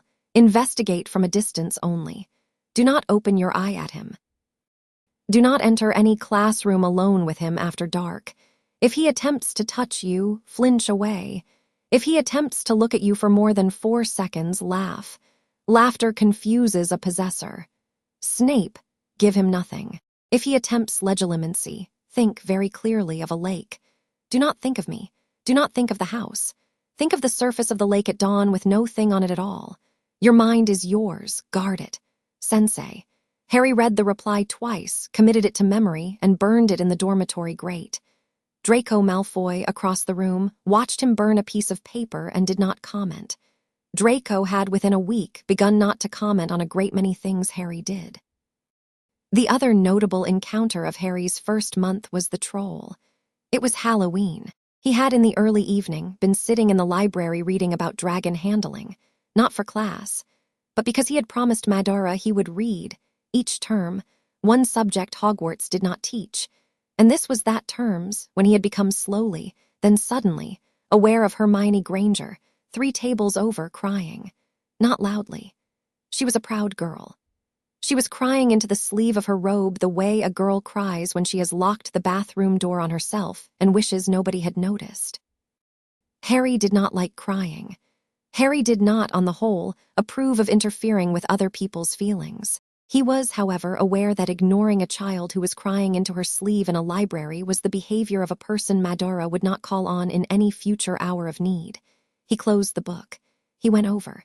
He sat down 2 chairs away so that the crying girl would not feel surrounded. Granger. Go away, Potter. Not yet. I said go away. I will, in 5 minutes. First, I wanted to say I'm sorry. I was in the charms corridor this afternoon. I heard what that Weasley boy said. He was not speaking about you fairly. He was not speaking about you, I think, accurately. I should have corrected him. I did not. I am apologizing. It is late, but I am apologizing. Hermione raised her face. Her eyes, red, regarded him briefly with the ferocious skepticism she reserved for boys who had done something offensively nice. You're a Slytherin. Yes. Slytherins don't apologize. This one does. She stared at him. Why, she said quietly, why are you being kind to me, Potter? We have spoken exactly twice. You are not my friend. You are not, I think, likely to become my friend. Why are you? Because my teacher told me, Harry said, honestly, that the easiest time to make a debt is the moment a person is weeping in a library. She laughed. It was a small, startled, scandalized laugh, the laugh of a girl who had, despite herself, been charmed by how uncharming the answer was. That is a terrible thing to say. I know. You are terrible. I know. Is it true at least?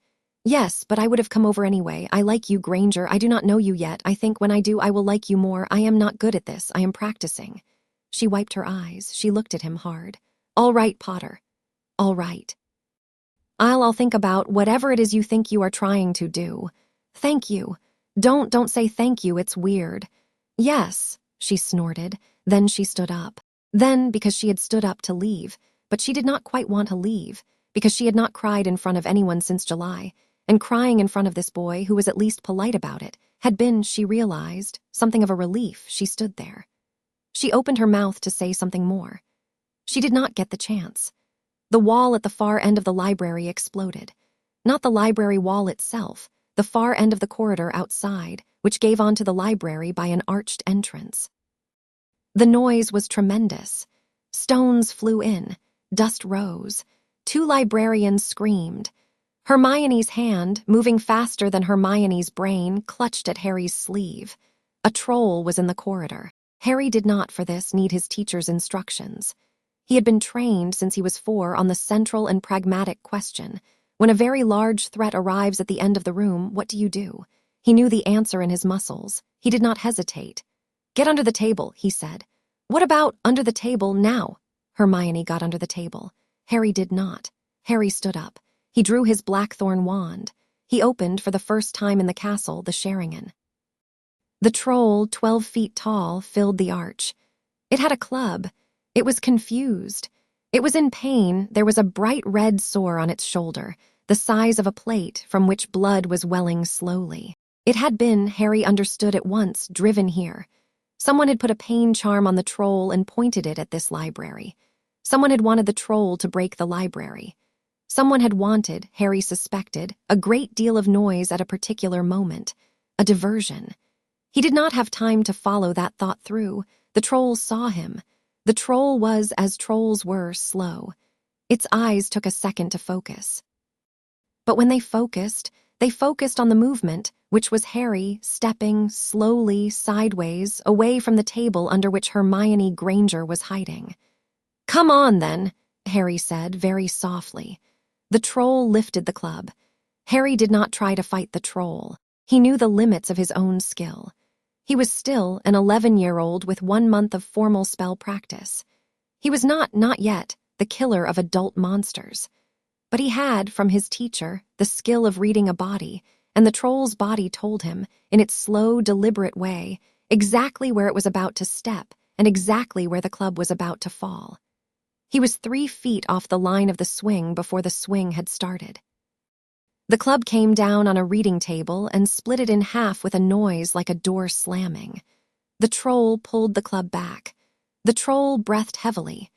Behind it, in the broken corridor, 3 figures were running toward the noise. He heard McGonagall's voice, sharp, shouting, and Snape's, lower, nearer, and unaccountably a third voice he did not immediately identify. Harry, with his wand in his left hand and his Sharingan reading the troll's next shift, did the only thing he had time for. He pointed at the ceiling above the troll. He shouted, in the clean form he had practiced on rocks on the shore of the lake for 4 summers. "Wingardium Leviosa!" The stones above the troll's head, the broken lintel of the arch, already loose from the troll's own entrance, shuddered.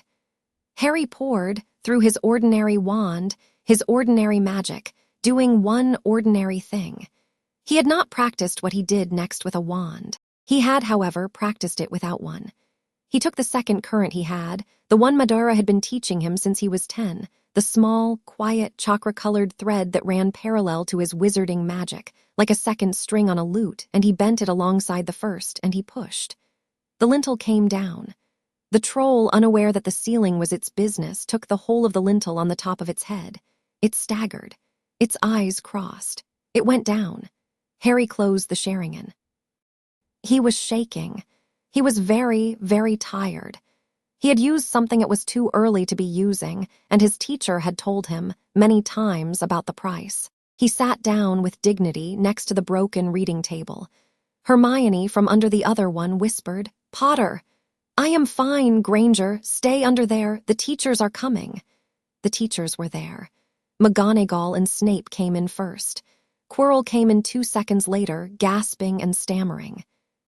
McGonagall took in the scene, the broken wall, the troll prone in a heap of stones, the boy sitting calmly against a table, the second-wide, startled expression just beginning on his face, and said, in a voice even sharper than usual, "Mr. Potter, what are you doing in this library?" "Reading, Professor." "How did the troll get here?" "I do not know, Professor." The wall broke in from the corridor. The troll entered. I asked Miss Granger to get under a table. I attempted to pull down an already loose lintel onto its head. It worked a little better than I had planned. McGonagall's eyes behind her glasses flicked once to Snape, then to the troll, then back to Harry. "Levitation, on a piece of stone that large." "Yes, Professor, I had help from its own weight and from my teacher's early lessons." "Your teacher?" "Yes, Professor." There was a short, sharp silence. Then Severus Snape, who had been standing at the doorway looking at the fallen troll with the expression of a man who had been expecting, for 10 years, to learn exactly who and what he had agreed to protect and who had just been handed in the broken arch part of his answer, stepped forward. "Mr. Potter, infirmary, now." "Yes, sir." "You are trembling." "Yes, sir, I expended." "You expended." Snape's eyes went briefly over Harry. He did not attempt legilimency. He did not need to. He could see, in the small telltale tremor of the boy's hands, in the faint pallor at the edge of his lips, that the boy had spent a reserve that a first year did not, under normal laws, possess. His own face, for an instant, did something unusual. It rearranged itself into a shape Harry had not seen on it before. It was not warm, but it was not cold either. It was professional. It was the face of a teacher who had just, against expectation, been given a student. "I will escort you to the hospital wing," Snape said evenly. "Miss Granger, out from under that table. You also to the hospital wing. Minerva the troll, I leave the troll to you." "With pleasure." Snape led Harry and Hermione out. In the corridor, he paused at the broken arch. He looked at the stones. He looked longer at a faint, almost invisible smear of what looked like blood on the floor, which was not troll blood. Troll blood was black, but was rather a small drip of ordinary red human blood, which someone had left and which someone had not had time to clean. "Interesting," Snape murmured half to himself. "Sir," Harry said. "Nothing, Potter, walk." The castle went to bed late that night. The feast, which had continued in the Great Hall until the troll was discovered missing, had broken up in chaos. Students had been herded to their common rooms, heads of house had done counts and cross-counts. The teachers had assembled, as they always assembled, in the headmaster's office for the private post-mortem. "A troll," said Minerva McGonagall. "A mountain troll, inside the castle." "Yes." "Someone let it in." "Yes." "Someone wished the staff to be elsewhere." "Yes." "The staff was in the dungeons looking for it because of you, Quirinus." I thought I had seen it in the D dungeons, P. Professor." "Did you?" I am not entirely certain now, P. Professor." "I am," Minerva said dryly, "not certain either." Dumbledore, at his desk, regarded Quirrell over the tops of his half-moon glasses with exactly the same small, patient smile he had worn in the Great Hall at the sorting. He did not, at this moment, say anything. He had privately been wondering for some weeks about Quirinus Quirrell. He had privately begun to dislike what he had been wondering. "The boy," Dumbledore said at last, turning away from Quirrell. "Tell me about the boy." "He dropped a lintel on the troll." "Yes, with levitation." "With levitation far exceeding his year, headmaster." "Yes, and with something else, I think. I did not see it clearly. But the lintel came down in a way no first-year Wingardium Leviosa has ever brought anything down. It did not float, it was pushed." "Yes. Should we be concerned?" Dumbledore took off his glasses. He polished them with the edge of his sleeve. "I have been told, Minerva," he said softly, "by the man who raised him that he has been training the boy in 2 kinds of magic at once. One is ours, the other is his. He has not told me the full name of his. I have not pressed. I am beginning to suspect that I have, perhaps, been too patient on that question. I will write him tonight, and I will politely ask. And the troll. The troll, I think, is the more urgent mystery. I do not believe a troll walked into this castle unassisted this evening. I believe, indeed, that this evening was not about the troll. I believe it was about what was being done somewhere else in the castle, while the troll was being paraded across the dungeons. Tomorrow, Severus, I would like you to inspect the 3rd-floor corridor." "Yes, headmaster." "And I would like you, Minerva, to gently visit the hospital wing before breakfast and satisfy yourself that Mr. Potter is as intact as Poppy insists he will be." "Yes, Albus." Quirrell cleared his throat. "Am needed, headmaster." "No, Quirinus, thank you. Sleep well." Quirrell left. The 3 remaining watched him go. Nobody spoke for several seconds after the door had closed. "Albus," Minerva said at last, softly. "Yes. His turban, I think I saw his turban move during the troll interrogation." "Yes. Do you?" "I do." "Oh, dear." "Yes." Dumbledore looked out of the window. Beyond the glass, the night over Hogwarts was full of stars. Somewhere under those stars, in a stone cottage on a lake he had never seen, a man he had met once was, he suspected, about to receive a letter that would, for the first time in their acquaintance, force a difficult conversation. "Well," he said softly, "let us see how careful a man he really is."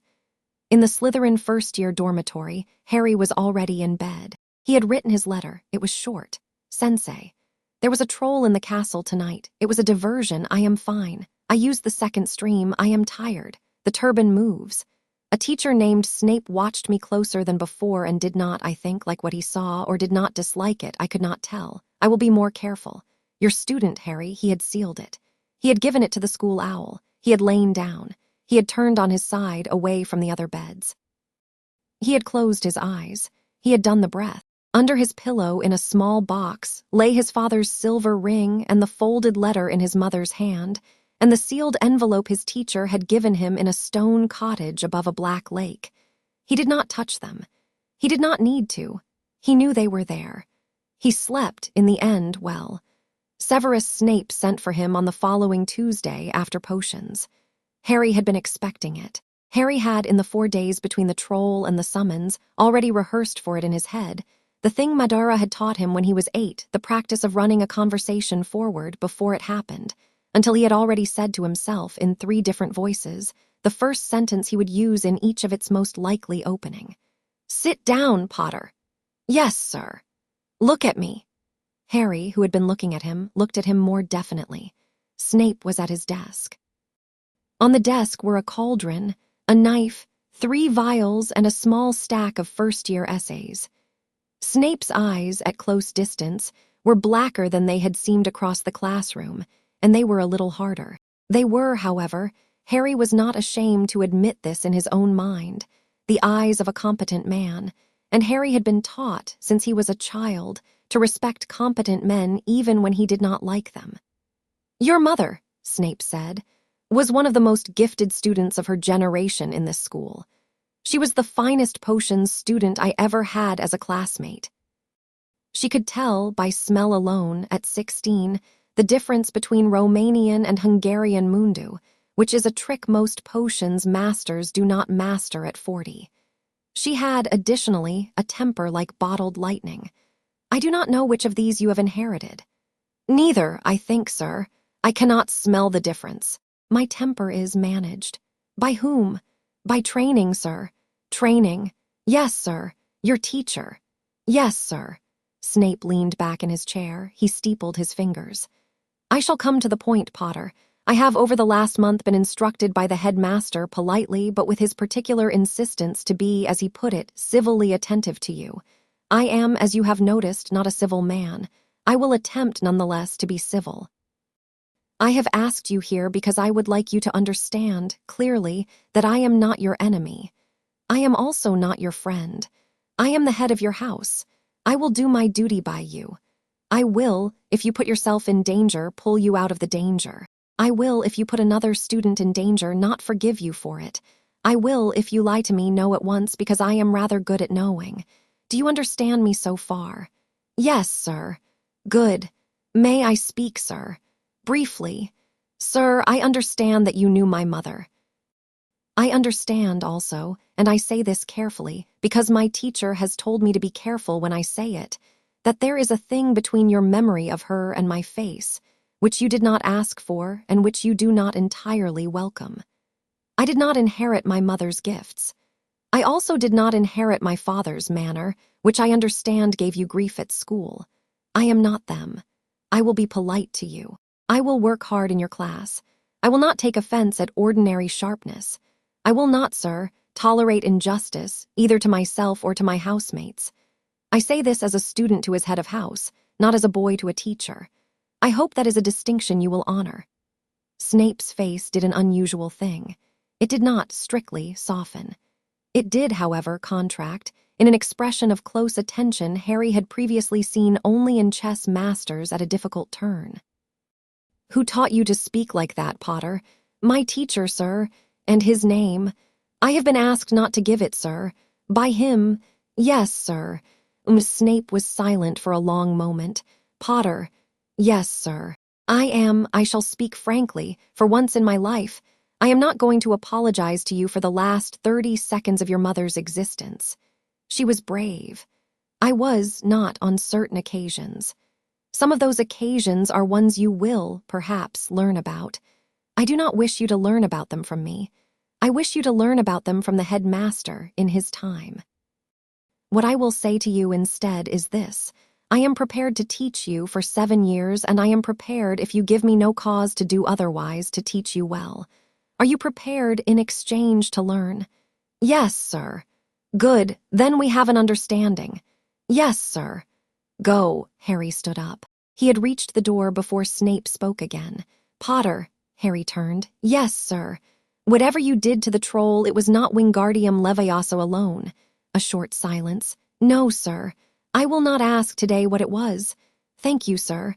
But I will ask eventually. Yes, sir. Goodbye, Mr. Potter. Good evening, Professor. Harry went out. The door closed. Severus Snape sat behind his desk for a long time, staring at the place on the grain of the wood, where a small wet ring of condensation had formed under the cold water glass he had not, in the whole interview, touched. Merlin's sake, he said very softly to himself. He is his own animal. And then, after a long moment, in a voice softer still, Thank God! Harry began to watch Quirrell. He watched him at meals. He watched him in the corridors. He watched him without appearing to from the Slytherin table while Quirrell, at the staff table, took his small, anxious, bird-like sips of his soup.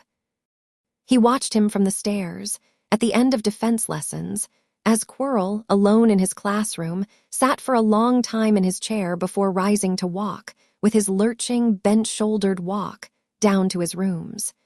He did not, as his teacher had forbidden, open the Sharingan at Quirrell. He did not need to. He had, instead, the ordinary eye of a boy trained to watch, and he watched. Over 3 weeks, he watched 4 things. 1, Quirrell's turban was tied, in a way Harry had never seen a turban tied anywhere else, so that the back of it was slightly thicker than it should have been. The thickness did not shift when Quirrell moved his head through ordinary angles. It did shift, fractionally, on 3 occasions Harry observed when Quirrell was startled. 2, Quirrell's meals at the staff table were peculiarly distributed. He cut his meat. He chewed. He swallowed. And Harry, who had been watching food go into faces all his life, was certain of this. He only ate about 2/3 of what he was putting into his mouth. Something of the food was being stored, pouched. It was not a rat habit, though it resembled one. It was not a child habit. It was the habit of a person whose own mouth no longer entirely belonged to him. 3. After hours, on 3 nights of the 4 weeks Harry had been watching him, Quirrell had not gone to his rooms at all. He had gone instead in a hurrying walk down to the 3rd-floor corridor, where Dumbledore had at the welcome feast announced, without further explanation, that no student should go on pain of a very painful death. Harry, on the 3rd observation of this, had followed him, at a careful distance, with his own magic muffled, behind the thin protection of a cloak that was not an invisibility cloak, because he did not have one, but merely the darkest, plainest student cloak in his wardrobe, and had seen Quirrell produce, from his sleeve, a wand and mutter, and pass through a door that then closed behind him. 4. After each of those nights, Quirrell came to breakfast with an expression of increasing frustration, and on one of the mornings, Harry noticed, on the turban, in the back, just behind the knot, a single thin patch that had not been there the day before. It was the kind of patch on cloth a cloth gets when something is pressed against it for a long time from the inside. He wrote in code to Madara on the Sunday, Sensei, the thing behind Quirrell is not happy. It is trying at night to get something. Whatever it is guarded by a door on the 3rd floor. It has not yet succeeded. I do not intend yet to intervene. I want to see what it is trying to get before I decide what to do about it. I am also being watched. The Weasley boy, who does not like me, has been following me for 3 days, not well. Snape is watching from further off more competently. None of them know I know. Your student, Harry. Madara's reply arrived 2 days later. It said only, Harry, do not intervene, do not, observe only. If the thing the turban guards begins to succeed, write the seal, I will come. Sensei. Harry, reading the word come twice, understood that his teacher had just, for the first time in 4 months of letters, explicitly put the possibility of his arrival at Hogwarts on the table. He filed this. He burned the letter. He continued to observe. In early December, on a cold, clean afternoon, Draco Malfoy sat down next to Harry on the bank of the frozen pond in the Slytherin courtyard and said, without preamble, "My father is coming here on the 14th. Oh, he has asked for a meeting with you. With me? Yes, a private meeting in the deputy headmistress's office, in the presence of Professor Snape. He tells me the headmaster has approved it." "I see. Why are you telling me?" "Because Draco stopped. Draco, who had over the 3 months of term become, in small and prickly ways, a person Harry was beginning to respect, appeared to be, at this moment, assembling a sentence he had not before said aloud. "Because I do not," he said at last, "know what my father intends. And I do not, yet, know whether I want to be the kind of son who knows what his father intends and does not tell a classmate, who has, more or less, kept a truce, and has, more or less, behaved with me, as far as I can tell, very decently." Harry considered him. "Thank you, Malfoy. Don't. That must have cost. Shut up, Potter. All right." They sat on the bank for a long time in silence, looking at the frozen pond. A first year from Hufflepuff slipped past them with his cloak pulled tight. A gull, mistakenly thinking itself at the sea, called once high and went on its way. "Malfoy, yes. I will go to the meeting. I will be polite. I will say nothing to your father that can be used against me or against him. When it is over, I will come and find you.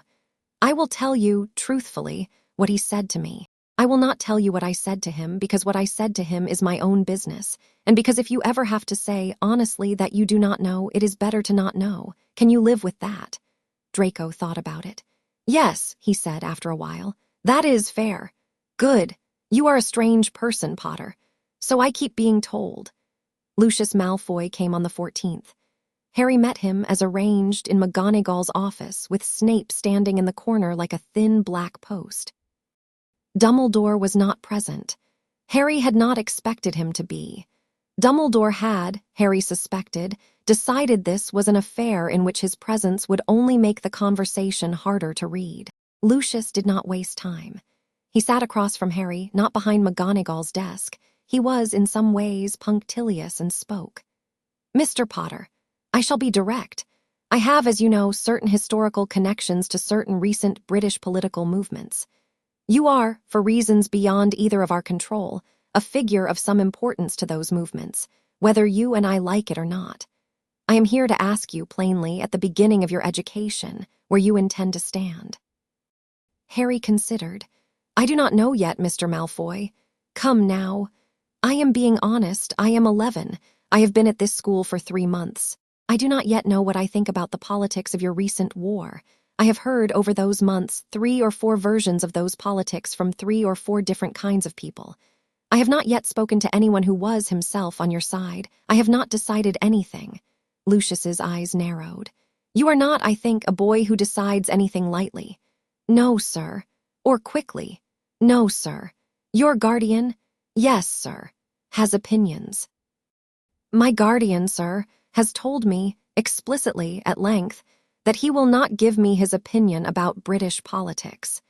He has told me that he wishes me to form my own. He has told me that a man who borrows his views from the nearest elder has forfeited the right to be surprised when those views one day fail him." Lucius regarded Harry for a long moment. "He sounds," he said softly, "like a man I would find interesting." "Perhaps, sir. I would like one day to meet him. That is a decision for him, sir, not for me." "Yes, it is." Lucius stood. He adjusted his gloves. "Very well, Mr. Potter. I shall report to my colleagues that you are unformed. That is not, at this stage of your life, a bad thing. I would advise you, as a man of some experience in these matters, not to become formed in any direction without consulting a broad range of instructors, including, if you will permit the suggestion, me. I will bear the suggestion in mind, sir. Good day, Mr. Potter. Good day, Mr. Malfoy." Lucius Malfoy left. Snape, in the corner, did not move for several seconds. Then, "Potter." "Yes, sir. That was very well done." "Thank you, sir." "Well done enough that I am going to write a letter tonight in my own hand to your guardian. I shall not tell you its contents. He may, if he wishes, show them to you." "Yes, sir." "Go." Harry went. Outside, under the cold December sky, Draco was waiting at the end of the corridor with his hands in his pockets and an expression that was trying very hard not to be anxious. Harry nodded to him.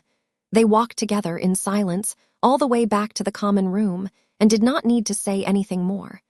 Chapter 5 End. Chapter 6. Susanoo, the morning of the night nobody would ever entirely remember. The weather was, inconveniently, beautiful. Hogwarts, on the 17th of December, woke up to a hard blue sky and a snow-dusted quad. Students, who had been growing slowly tight about the shoulders through the darker weeks, began, in the first hour of daylight, to laugh again. A great flock of owls, delivering post, wheeled around the great hall windows in the clean, cold air. Someone's Christmas cake in a badly wrapped box was dropped on the Gryffindor table and cheered. Professor Flitwick, walking past the Slytherin table with a stack of parchments twice his size, wished Harry good morning, and receiving a small correct bow in return, smiled, not because the bow was expected, but because the bow had been given with, he thought, a little genuine affection. Harry, at the Slytherin table, was eating his porridge slowly. He had not slept much. He had, in fact, slept the long, shallow sleep of a boy who had decided that he would, before the end of this term, find out what lay behind the door on the 3rd floor, and whose resolve, once formed, had become the sort of low background noise that the brain simply does not switch off at night. He did not show any of this to the table. He ate. He answered when Zabini opposite asked him to pass the salt. He did not when Pansy Parkinson, 3 seats over, made a small spiteful comment about Hermione Granger, either laugh or defend. He did the third thing he had been taught to do in such moments, which was to simply look at Pansy for 2 seconds too long without blinking until Pansy's remark dried on her tongue. "God, Potter, you're creepy," Pansy muttered. "Yes. Stop it. Number, Malfoy, make him stop." "Pansy," Draco said, without looking up from his eggs, "I have been trying to make him stop since September. I do not recommend it." The table laughed mildly. Harry, who had counted it a small, quiet victory, returned to his porridge. At 9:30, in the defense corridor, he had seen Quirrell almost lose his balance at the top of a short flight of steps. Not a stumble of age, a stumble of a man whose body had, for 1 second, been in an argument with itself about which direction to lean. Quirrell had caught himself on the banister.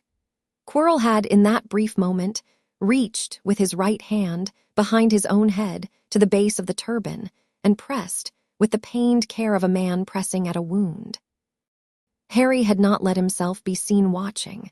He had walked past at a steady pace, with his school bag on one shoulder. He had, at the next corner, paused and leaned on the wall as a boy tying a shoelace, and had watched, sidelong, without the Sharingan, as Quirrell had, after a long breath, straightened and walked on, and become again the diffident man he performed for the staff. At 11, in the Charms classroom, Flitwick had asked, with his small, bright smile, "Mr. Potter, can you tell me what I just demonstrated?" And Harry, who had been paying less than full attention, had opened the Sharingan quietly for the briefest fraction of a second, and played back in his own head the 3 seconds he had missed, and said, "The switching charm, sir, applied to 2 objects of different volume, which is why the mouse became the pumpkin and the pumpkin became a smaller mouse." And Flitwick had nodded, pleased, and moved on, and Harry had closed the eye, and Hermione Granger, 3 rows behind him, had given him a look of such furious admiration mixed with "I will catch up to you," that Harry had, in his private notebook that evening, drawn a small star next to her name. He had not, after classes, gone straight to the common room.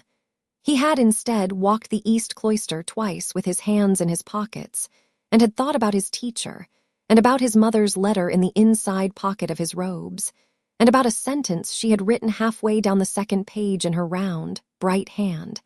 A sentence he had not spoken aloud to anyone, and probably never would. "You are going to have a hard life, darling. I'm sorry. We tried to make it easier, but some things are bigger than the people who love you. Be brave where bravery is useful. Be kind where kindness is not wasted. And please, please, my darling, be yours." He had thought about that sentence all day.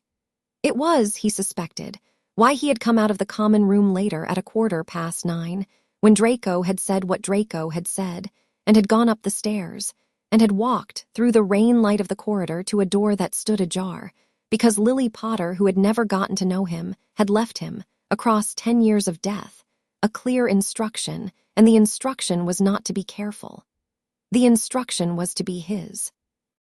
And the boy who was his, who was also the boy his teacher had spent a decade shaping, had looked up at the ceiling of the dormitory in the hour before he went up to the 3rd floor and had said, quietly, to nobody, "I am going.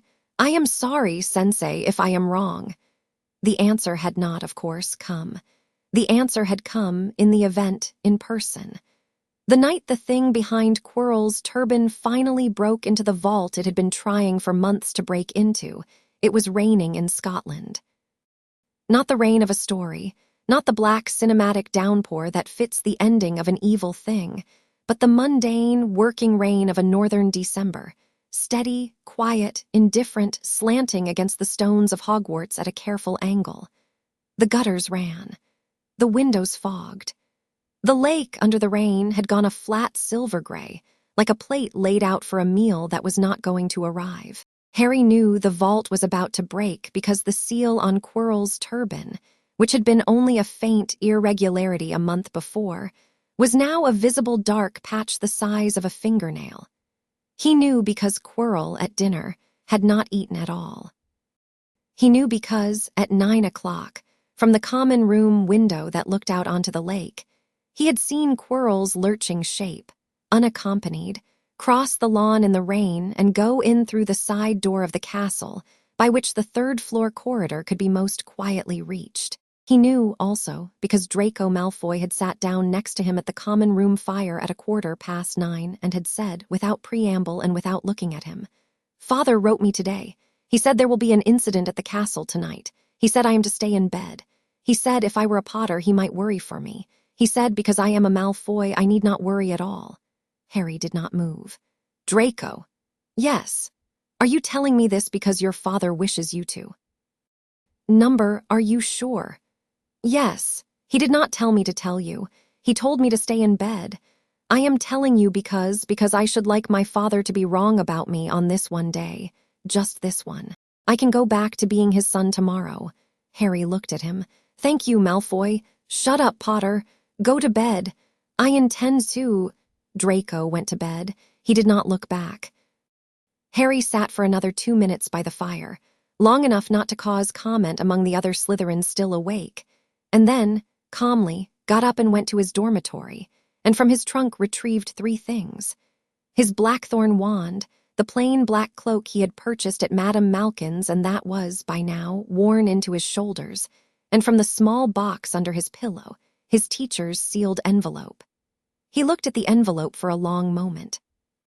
Then he put it into his inside pocket, unopened. Not yet. He would open it if he had to. He would open it at the moment it became clear that he needed his teacher. He would not open it at the first frisson of fear, because he had promised, and because Madara had taught him, since he was 5, that breaking a promise to oneself was the fastest way to lose the habit of being the sort of person who kept them. He went out of the common room by the back passage, down the corridors, up the stairs. The castle at night was, he had long noticed, a different creature than the castle in the day. In daylight, it was a building in which 700 children went about their learning. At night, it was a thing that had been alive for a very long time, and that did not, on the whole, like to be walked through at the hour when most things were sleeping. The stones, as he passed, were cold. The torches burned low. The portraits slept. He kept to the shadows Madara had taught him to use, the angles, the doorway corners, the alcoves where a boy with a cloak could stand for 10 seconds and become, by the logic of peripheral vision, part of the stone. On the 3rd floor, the corridor was empty. The door at its far end was ajar. Harry did not rush. He approached with the 8-point footwork. He stopped at the door. He listened. From inside, he heard, faintly under the rain, a voice. It was low. It was not Quirrell's. It was sibilant. It was pleading in that ugly, half-commanding way weak gods plead with their servants. "Show me what you see. Show me what you see." Harry opened the Sharingan. He had, by this December, full 3 tomo in both eyes. He had been practicing for a month in secret, at night, in an unused classroom on the second floor, with the steady, quiet diligence of a boy who had grown up understanding that secret practice was the most honest kind. He did not, however, have any of the upper techniques. He had not yet mastered the genjutsu. He had not yet learned, in its full form, any of the more spectacular applications. He was, in the language of his teacher, an apprentice with a fully opened pair of eyes and not much else. He pushed the door open. The room inside had been 3 rooms once. The trapdoors and the chess set and the dead devil's snare had all been solved, days or weeks ago, by Quirrell, who had had his own free run of them by right of his post.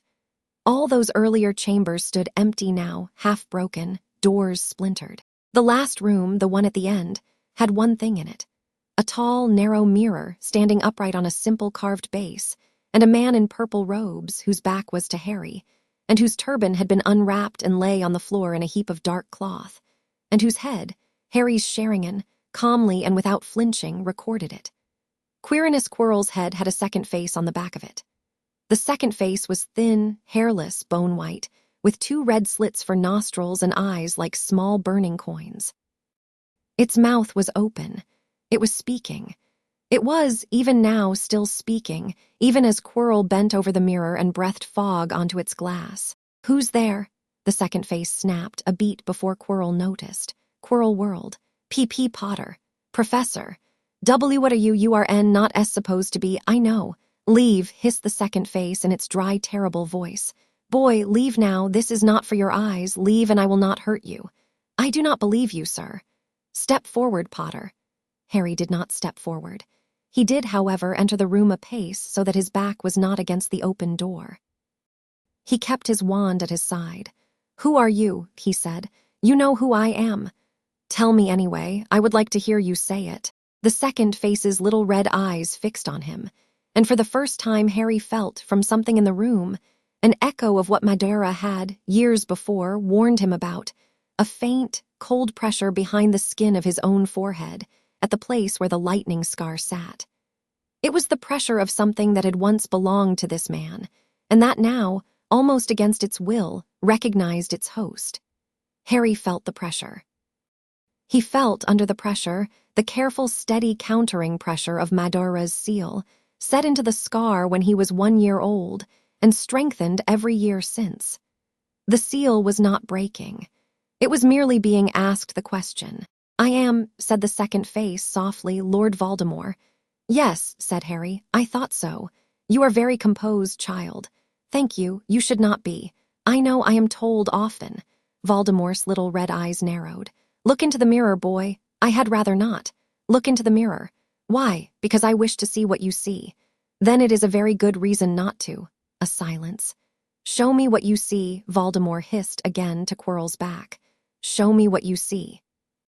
Quirrell, pale, shaking, his whole body by now visibly not his own, turned and lunged toward Harry with his wand raised. Harry moved. He had drilled this motion for 1/3 of his short life. He had drilled it with blunted shuriken and with sharpened ones, with his eyes open, and with his eyes closed, with his feet in the snow and his feet on the wet stones of the lake shore. His body did not need his brain for the first 3 movements.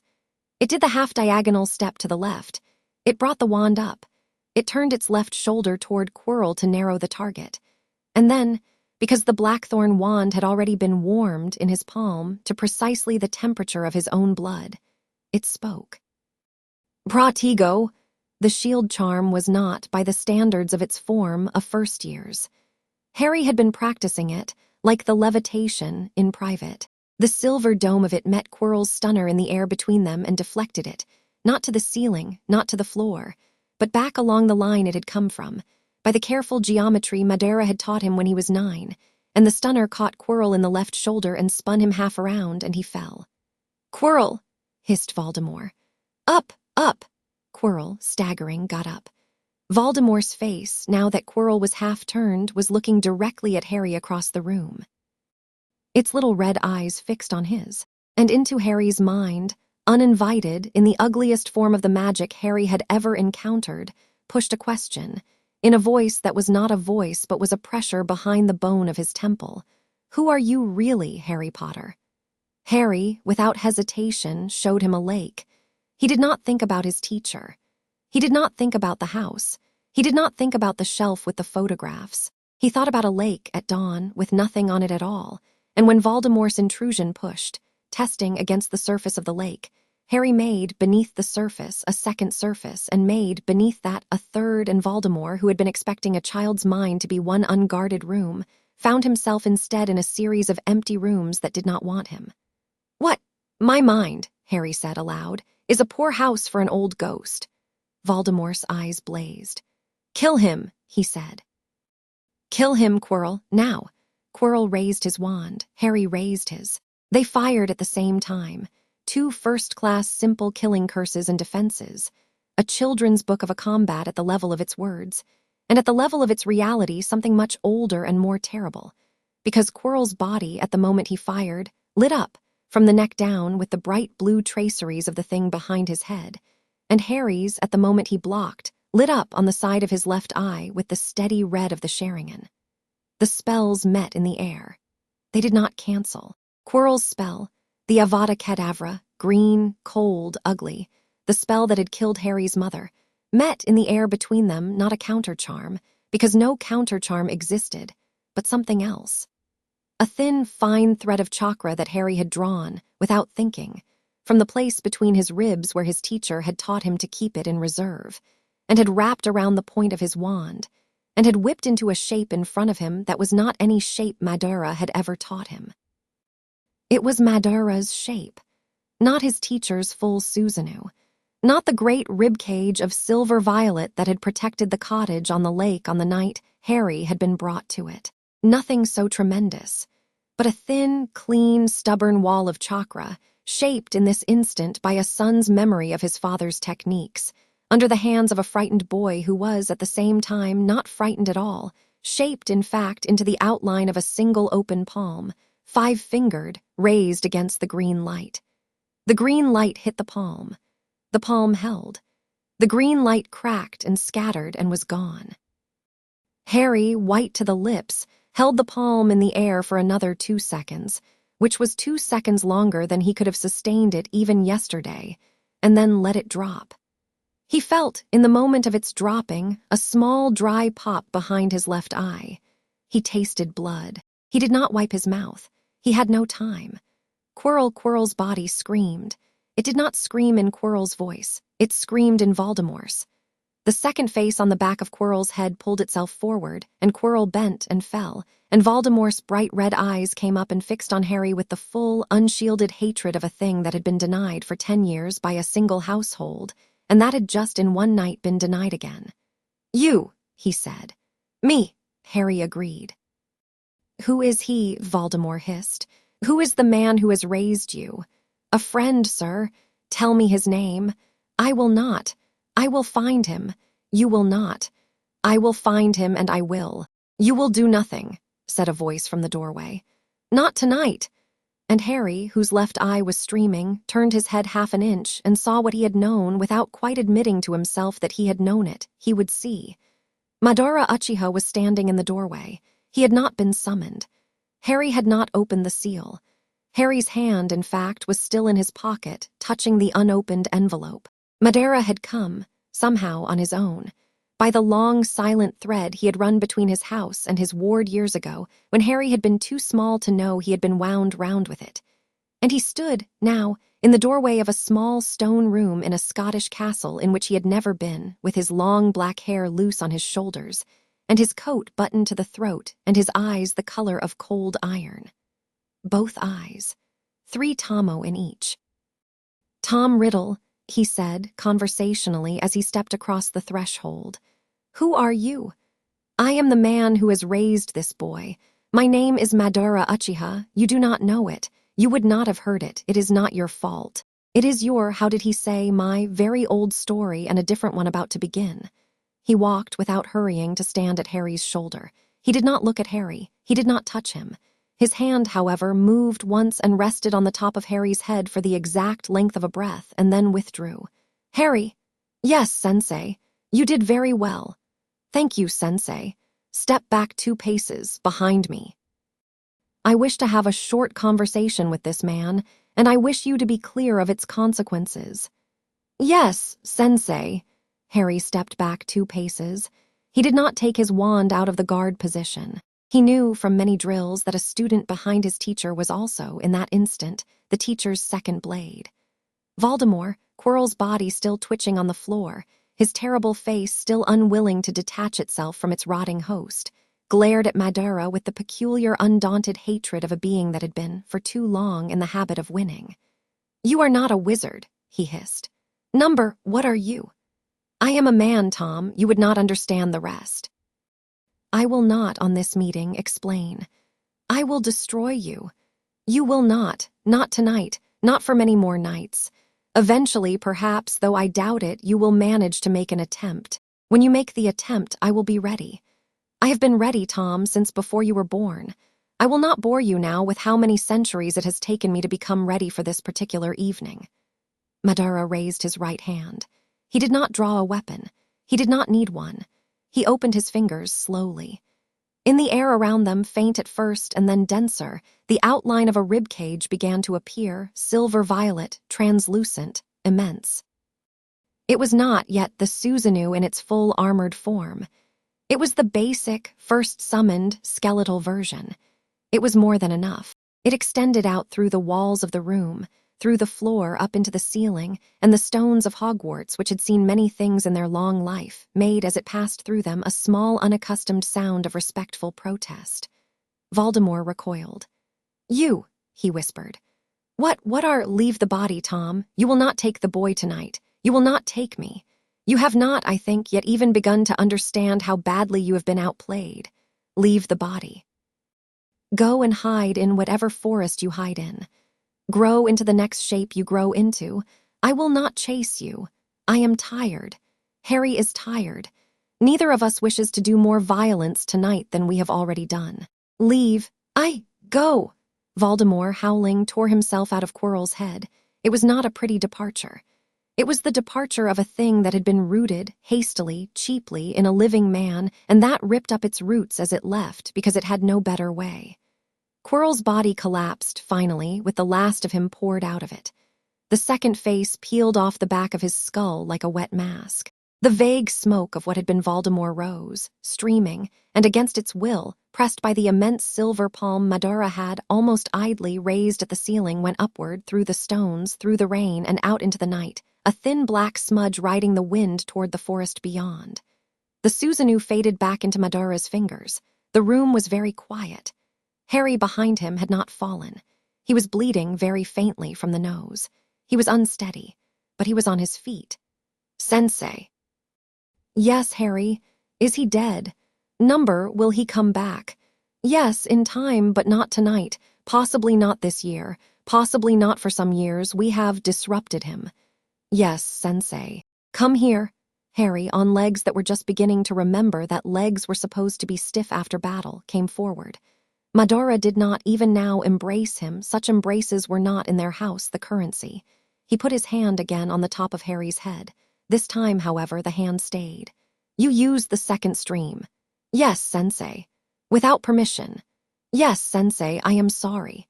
"Do not be sorry. You used it exactly when I would have wished you to." "You used it in the shape of a hand, I noticed. Was that intentional?" "No, Sensei, it came to me. I did not think. I only did." Madara's voice, had Harry known him less well, would have sounded disinterested. "A hand, a small Susanoo in the shape of my own, that is interesting. We will talk about it tomorrow." "Yes, Sensei. For now, sit down. You are about to fall." Harry sat down against his will. He sat down, in fact, quite heavily on the cold stone floor. The room, when he sat, decided that it would rock mildly and inaccurately for a few seconds. He closed his eyes. Madara above him did not move. Madara, in fact, had turned his head slowly to the doorway because footsteps were coming. Albus Dumbledore stepped into the room. He was in slippers. Harry, who had, at some moments in his 11-year life, seen odd things, decided that this was, possibly, the oddest. Albus Dumbledore, headmaster of Hogwarts, in slippers, with his long beard tucked into a dressing gown of a mild and faintly ridiculous heather color, and in his hand, quite unhurried, a wand which was not drawn. "Good evening, Mr. Uchiha. Headmaster. I had hoped for a little longer that this conversation would not be necessary. I had not expected Tom to act quite tonight. Neither had I, to be entirely honest. But he acted. We responded." "I see." "And the entity has fled. And the host. On the floor, I did not kill him. He will die on his own. I do not intend to waste further conversation on him. Yes, and the boy. He is tired. He will recover. I would like to take him home, Headmaster. Tonight. He will return to school after Christmas, as he was going to in any case. I do not wish to argue about it." Dumbledore looked at Harry, who was sitting on the floor with his eyes closed and his face pale and one small thread of blood drying on his upper lip. "I will not argue about it, Mr. Uchiha. Thank you. I will, however, ask you a question. One question, tonight. Ask. The hand of light that your son threw in front of Tom's killing curse. I saw it in the stone from 2 corridors away. The wards of this castle are, let us say, alert to unusual things. Was that your technique?" "Yes. He made it unaided." "Yes. Tonight. At 11. At 11. Dumbledore closed his eyes for a moment. When he opened them, they were tired in a new way. Harry, through his own eyelids, could hear the tiredness. "Merlin," Dumbledore said softly. "Yes. I have underestimated you, Mr. Uchiha, for 10 years. Yes. I shall not do so again. Number you will not. I would consider it, in fact, a great favor if you would, from tomorrow on, begin to overestimate me. Many problems in life can be avoided that way." Dumbledore, against his nature, laughed, a small, tired, honest laugh. "I shall try." He stepped aside from the doorway. "Take your son home, Mr. Uchiha. Bring him back in January. We shall talk, you and I, at our tea room in the new year. There are, I think, several things we can now say to each other that we could not say in May." "Agreed." Madara turned. He bent down, not kneeling this time, merely bent, and lifted Harry up with both hands, one under the shoulders, one under the knees, as simply and steadily as he had once lifted him out of a crib in Godric's Hollow on a night that the headmaster of Hogwarts had never fully understood. Harry, in his arms, opened his eyes. "Sensei, yes, I can walk. I am sure you can. You are not going to." "Yes, Sensei. Close your eyes." "Yes, Sensei." Harry closed his eyes. He let his head, for the first time since he was small, rest against the hollow of his teacher's collarbone. The rain against the high windows was steady. The stones of the old corridor breathed their old, slow breath. Somewhere, in a forest far to the east, a small dark smudge was screaming into the wind. Somewhere, in a flat above a butcher's shop in Nocturne Alley, a man who had once been called Rookwood was pouring a second glass. Somewhere, in a dormitory in the Slytherin dungeons, a pale boy named Draco Malfoy was lying awake with his hands folded under his chin, and was not, for once, pretending to be asleep. None of them mattered, in this minute, to the boy in Madara Uchiha's arms. Madara carried him past Albus Dumbledore, down the corridor, through a fold in the air of the castle that only a man with 3 Tomo in each eye and a very great deal of practice could have made in such a hurry, and out into a wet, clean highland morning on the shore of a black lake where the crow was already waiting. "Sensei." "Yes. Am I home?" "Yes, Harry, you are home." "And I am also Mr. Potter, still, for the school." "Yes, you are both." "You are allowed, now and for the rest of your life, to be both. That is the thing we have, tonight, finally earned." "Yes, Sensei." "Sleep." Harry slept. Madara carried him up the path to the house. The crow followed. Inside, the fire had been kept going by the small sentry ward Madara had left behind. The kettle was warm. The photographs were on the shelf. Everything was in its place. Madara laid his son down on the bed in his own room, drew the blanket up to his chin, sat for a long moment with one hand resting, gently, on the lightning scar, and watched the small, steady breath of a boy who had, that night, held off a Dark Lord and written, in the air of Hogwarts, the first stroke of a signature that would, one day, be known in both worlds. Then he went downstairs. He built up the fire. He sat in his chair. He opened a small cabinet he had not opened in 17 years. He lifted out a single worn photograph, not one of the ones on the shelf upstairs, but one of his own from another world from a century ago, of a serious, bright-eyed boy with too much of his mother in his chin. He set the photograph very carefully in the frame opposite the photograph of Lily and James and the laughing baby in the garden. "Izuna," he said softly to the picture, "I would like you to meet my son." The photograph, which, being of another world, did not move, did not answer.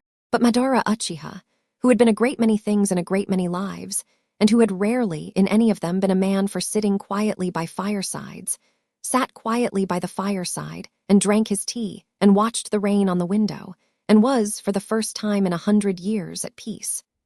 Outside, on the lintel, the crow closed its one red eye. Harry woke the following afternoon to winter light on the ceiling of his own room. He did not try to sit up at once. He took stock, in the way his teacher had taught him to take stock after any hard night, the toes first, then the calves, then the thighs, then the ribs, then the neck, then the eyes last. Toes, present. Calves, sore. Thighs bruised, possibly from the fall to the stone floor. Ribs, sound. Neck, stiff. Eyes, his left, slightly swollen, his right, normal. Both he tested capable of the Tomo. He did not force them, he only asked. They answered. He closed them again. He sat up. Madara was in the chair by the bed. He had, by the look of him, been in the chair by the bed for some hours. A cup of tea, long cold, sat on the small table at his elbow. In his hands was a book which he was not reading. He had been watching the boy. "Sensei, Harry, what time is it?" 4 in the afternoon. "I slept." "Yes, thank you. Do not thank me for your own sleep. Can you stand?" "Yes, then stand." Harry stood. His legs were steady. He walked to the window. The lake outside was frozen, clean, pale blue under a pale sky. The crow, was walking with dignity along the railing of the porch below, as if the events of the night before had been someone else's to worry about. "Sensei." "Yes, I disobeyed you." "Yes, you told me not to intervene." "Yes, I intervened." "Yes, are you angry?" Madara was silent for a long moment. "No," he said at last. "I am, Harry, very many things this afternoon. Angry is not on the list in any of the first 10. I am proud. I am tired. I am relieved, which is a feeling I am out of practice for. I am also, privately and a little afraid, because a boy who, at 11, summons a piece of a Susanoo is a boy whose shape is already too large for the ordinary room of his life. And I am going to have to begin thinking, sooner than I had planned, about which larger rooms we are going to move you into. But I am not angry." "Yes, Sensei." "Come here." Harry came. Madara set his book down. He did not stand. He reached up with one hand. His hand was still, Harry observed, the steadiest hand in any world he had ever entered, and cupped the back of Harry's head and pulled him gently forward until Harry's forehead rested against his own. They stayed like that for a long moment. "You are my son," Madara said softly into the small space between their breaths. "Yes, Sensei. Not only my student. Yes, Sensei. I should have said that to you earlier. I did not have the words. I have them now. I will say them from now on when they need to be said, and I will not hoard them. Yes, Sensei. Go and wash your face. There is still blood on your lip. Then come down. We have a great many things to discuss. None of them today are urgent." "Yes, Sensei." Harry went and washed his face. He came back down.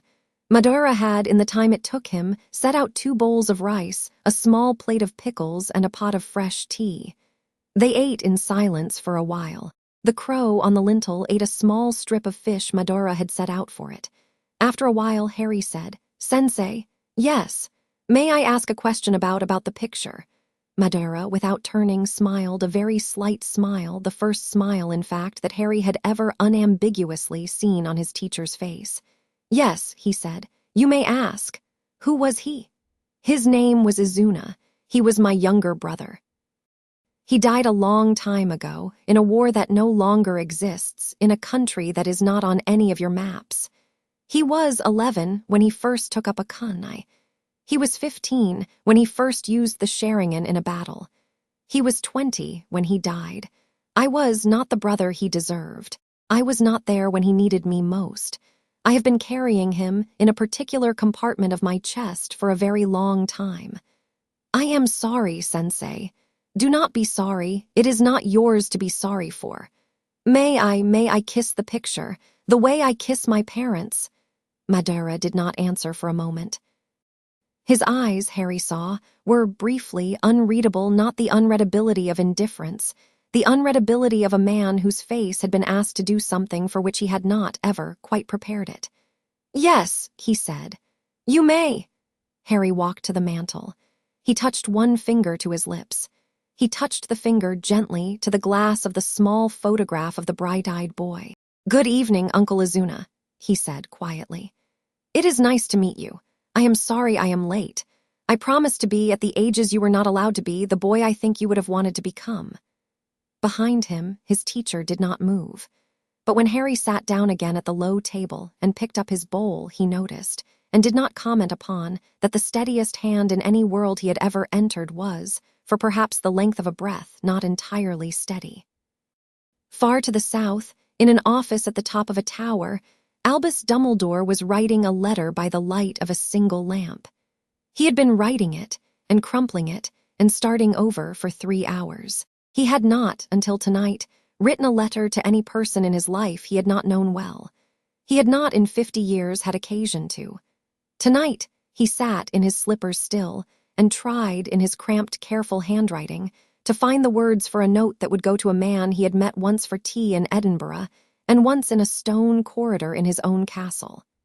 At last, he settled for brevity. "Mr. Uchiha," the letter said. "You asked me, some months ago, to overestimate you from this day forward. Believe me that I now do.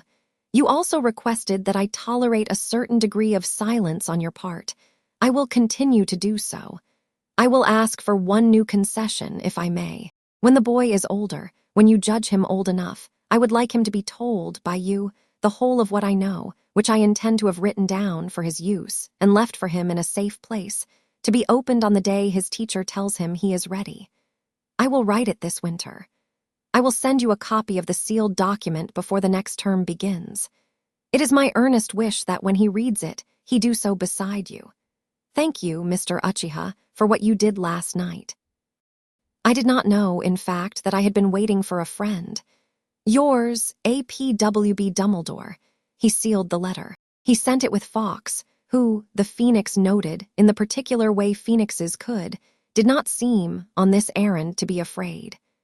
In the Slytherin dungeons, Draco Malfoy, who had not slept all night, stood at the window in his pajamas and watched the first pale morning light move across the frost on the courtyard. He thought about his father's letter. He thought about the instruction to stay in bed.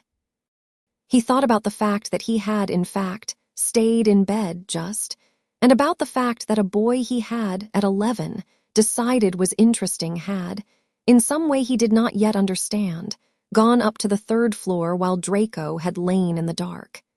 He thought about the boy coming back. He thought, carefully, that he would very much like the boy to come back. After a long time, he said, softly, to himself, in the Malfoy drawing-room voice he had been trained in since he was 5, "I shall, I think, write to father, but not today." Then he climbed into bed at last and went to sleep. And in a stone cottage on a hill above a black lake at the end of the longest night of his life, Harry Uchiha, Harry James Potter, Harry who was both, finished his rice, took his bowl to the sink, washed it, dried it, put it back on the shelf, and turned to his teacher. "Sensei." "Yes. Tomorrow can we train?" Madara looked at him. He did not, for once, put the question to anything. He did not consider, he did not weigh. "Yes, Harry," he said. "Tomorrow we train." Outside on the lintel, the crow preened itself. Inside, the fire burned steadily. Everything was in its place. The long night at last was over. The longer one, the one in which Harry Uchiha would grow up and graduate Hogwarts, and make his small, precise corrections in a world that had underestimated him all his life, and meet again, eventually, a thin black smudge in a forest, and finish, with Madara's help and then without it, the thing his parents had begun, that night, the one they would spend the rest of their lives in together, was quietly just beginning. Chapter 6 End.